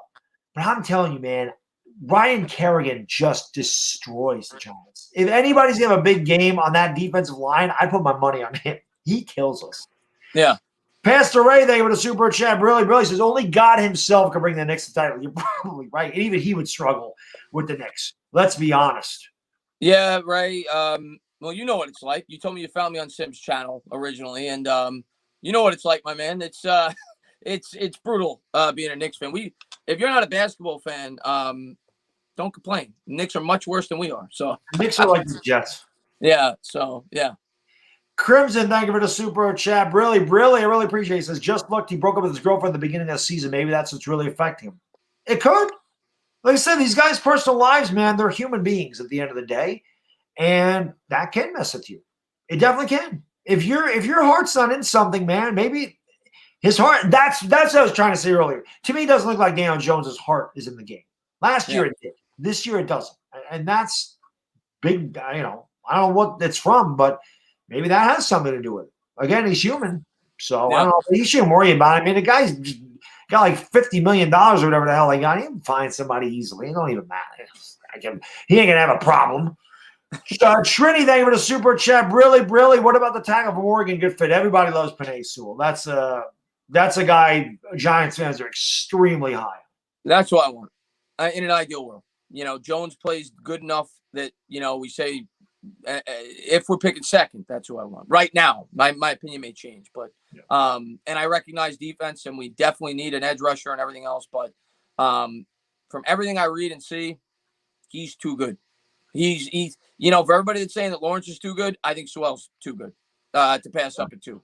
Yeah. We'll see. I mean, if we're not picking first, then that's a guy. Then that's who else we need. I do not want those other quarterbacks. I only want. This is just like in 2018. I only wanted Baker Mayfield. Now Mayfield has not been as good as I thought he'd be. He's starting to get better. He had a really bad season last year. He had a very good rookie season. I expect Mayfield to be a good quarterback. I expect him to be a very good quarterback. The only quarterback I wanted when we drafted Jones was Kyler Murray. That was it. I did not want any other quarterback in that draft. If we couldn't get Kyler Murray, and we weren't going to get him, I didn't want him. I wanted Josh Allen. And same thing this year. If Trevor Lawrence ain't there, I don't want a quarterback. I don't want Fields. I don't want Lance. I really don't. To me, Trevor Lawrence is next level ridiculous, and I'll take a shot at him.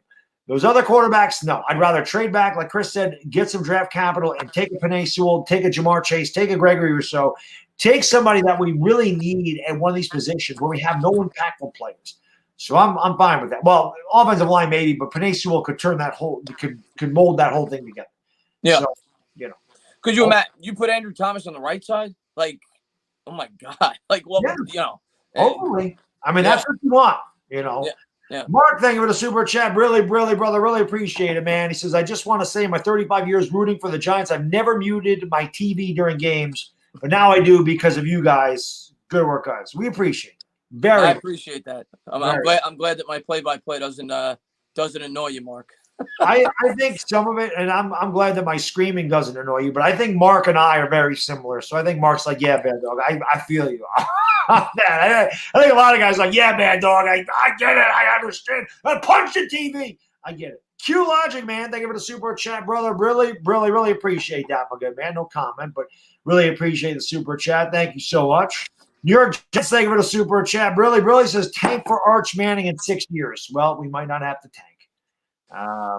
I hope by then we have it sorted out, and it's not Arch Manning. I hope by then we're back to where we want to be, and that's what this is all about. This rebuild. It's about getting 8 years of success, like we did with Eli Manning, and not having to constantly have to keep rebuilding the football team. So hopefully that's not the case. How about this? What about Dak Prescott? You taking? No. Dak Prescott. I can Daniel Jones say it all the time, man. Dak Prescott is the same thing we're complaining about with Daniel Jones. I know. I was joking around. And Dak Prescott is the same thing that I just said about why I wouldn't want Sam Darnold. You got to pay him. Give me the quarterback that you don't got to pay. No, I know. Screw Dak Prescott. Get him away. I say all the time. Dak would be bad here. Daniel Jones would be good on Dallas. No. Beautiful lady, what is going on? Sugar Tits is in the house. Thank you guys and girls for being here, man. Sugar Tits is one of my favorite names on here. It's just got to be. It's hilarious. By the way, I just wanted to say what went down since, but I just wanted to. There's 420 people in the chat, so 420 crew. You know what to do. You get an extra bonus tonight. Smoke them because you got them. There's 420 people in the chat, so I just want to always give that shout out to my 420 crew. It's always good. We'll go for like a couple more minutes, guys, and then. I see Patrick. He said Dak's much better than those two. Yeah, no, I agree with that. Dak's better than Daniel Jones, but to win in the NFL, the biggest advantage is when you can have a quarterback on that rookie deal. That's when most teams win, unless you have Aaron Rodgers or even Pat Mahomes on his rookie deal. Russell Wilson was on his rookie deal. Ben Roethlisberger was on his rookie deal. Eli Manning the first time was on his rookie deal. That's what gives you the best opportunity to win. So Dak Prescott has never proven he could be a guy on a team like the Giants and win football games. And I'd be paying him $40 million a year. No. Yeah, because the other positions suffer when 20% of your cap goes to quarterback. And that quarterback better be Russell Wilson. It better be, Aaron Rodgers. It better be Drew Brees. The reason the Patriots succeeded the way they did is because Brady never took that money. Brady don't need that money. Brady wanted to win. Brady take $20 million a year. This is the biggest contract he's ever had for a year when he went to Tampa. He said, "The hell with you. You're going to pay me if I'm going to go play there."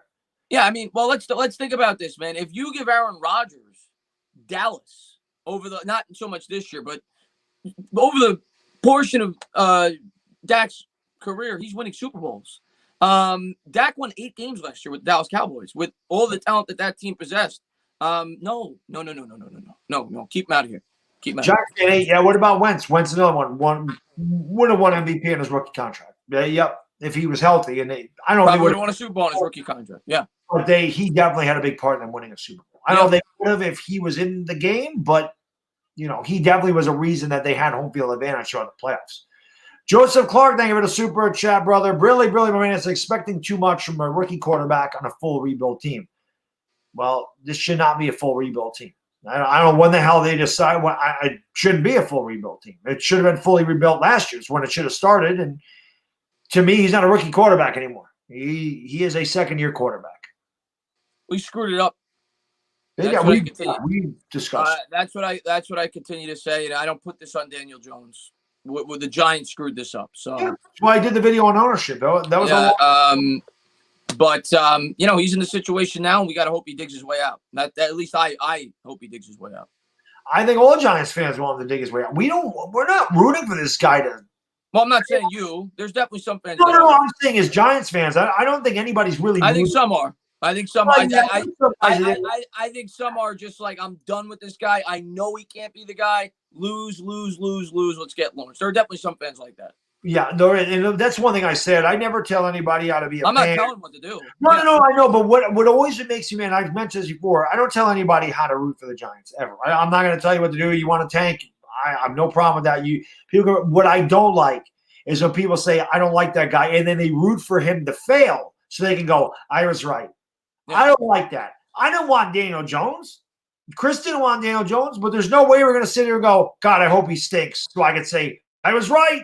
We both want to be completely wrong because you want the Giants to win. I don't care what it takes.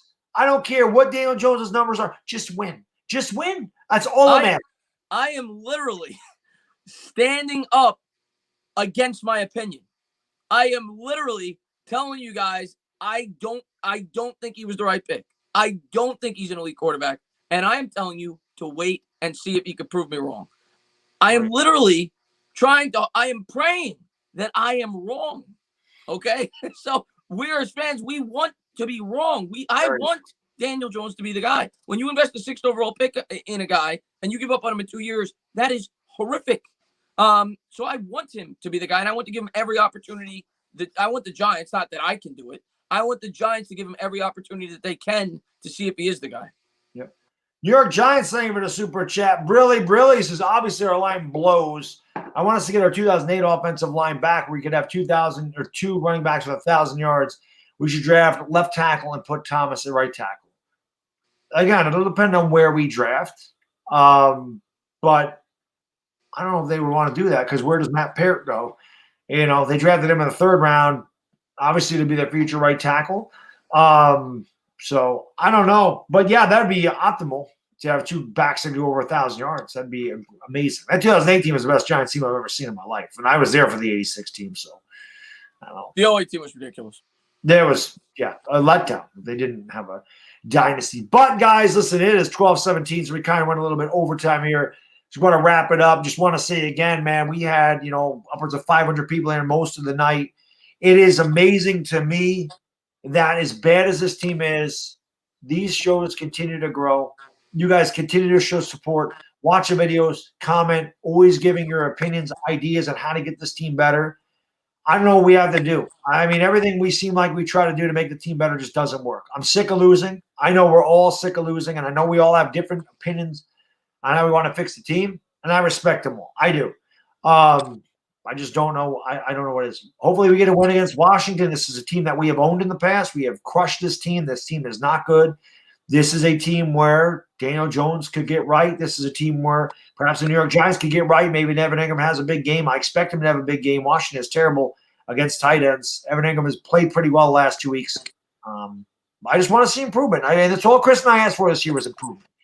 But again, the fact this team is so bad and you guys are so supportive means the world to us. So I just want to say, man, thank you, so much, everybody. Really, really appreciate it.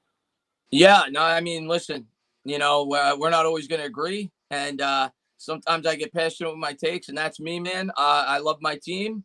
And I'm going to defend my opinion, just like I completely respect everybody else's opinion. And we love you guys. We love the passion that you guys bring for this team just as much as we do.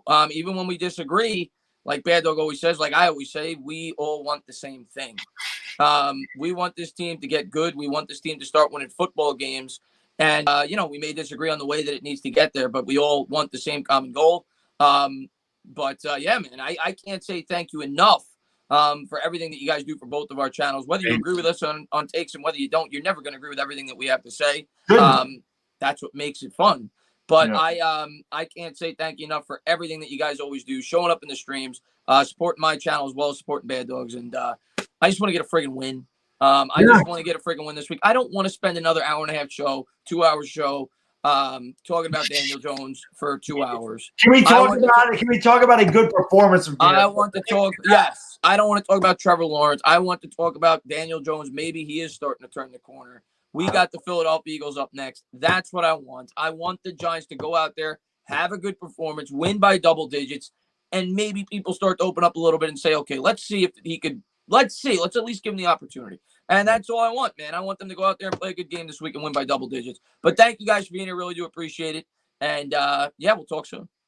Dak Smith and Testicles. Thank you for the super chat. Really says, guess who? Ooh, man.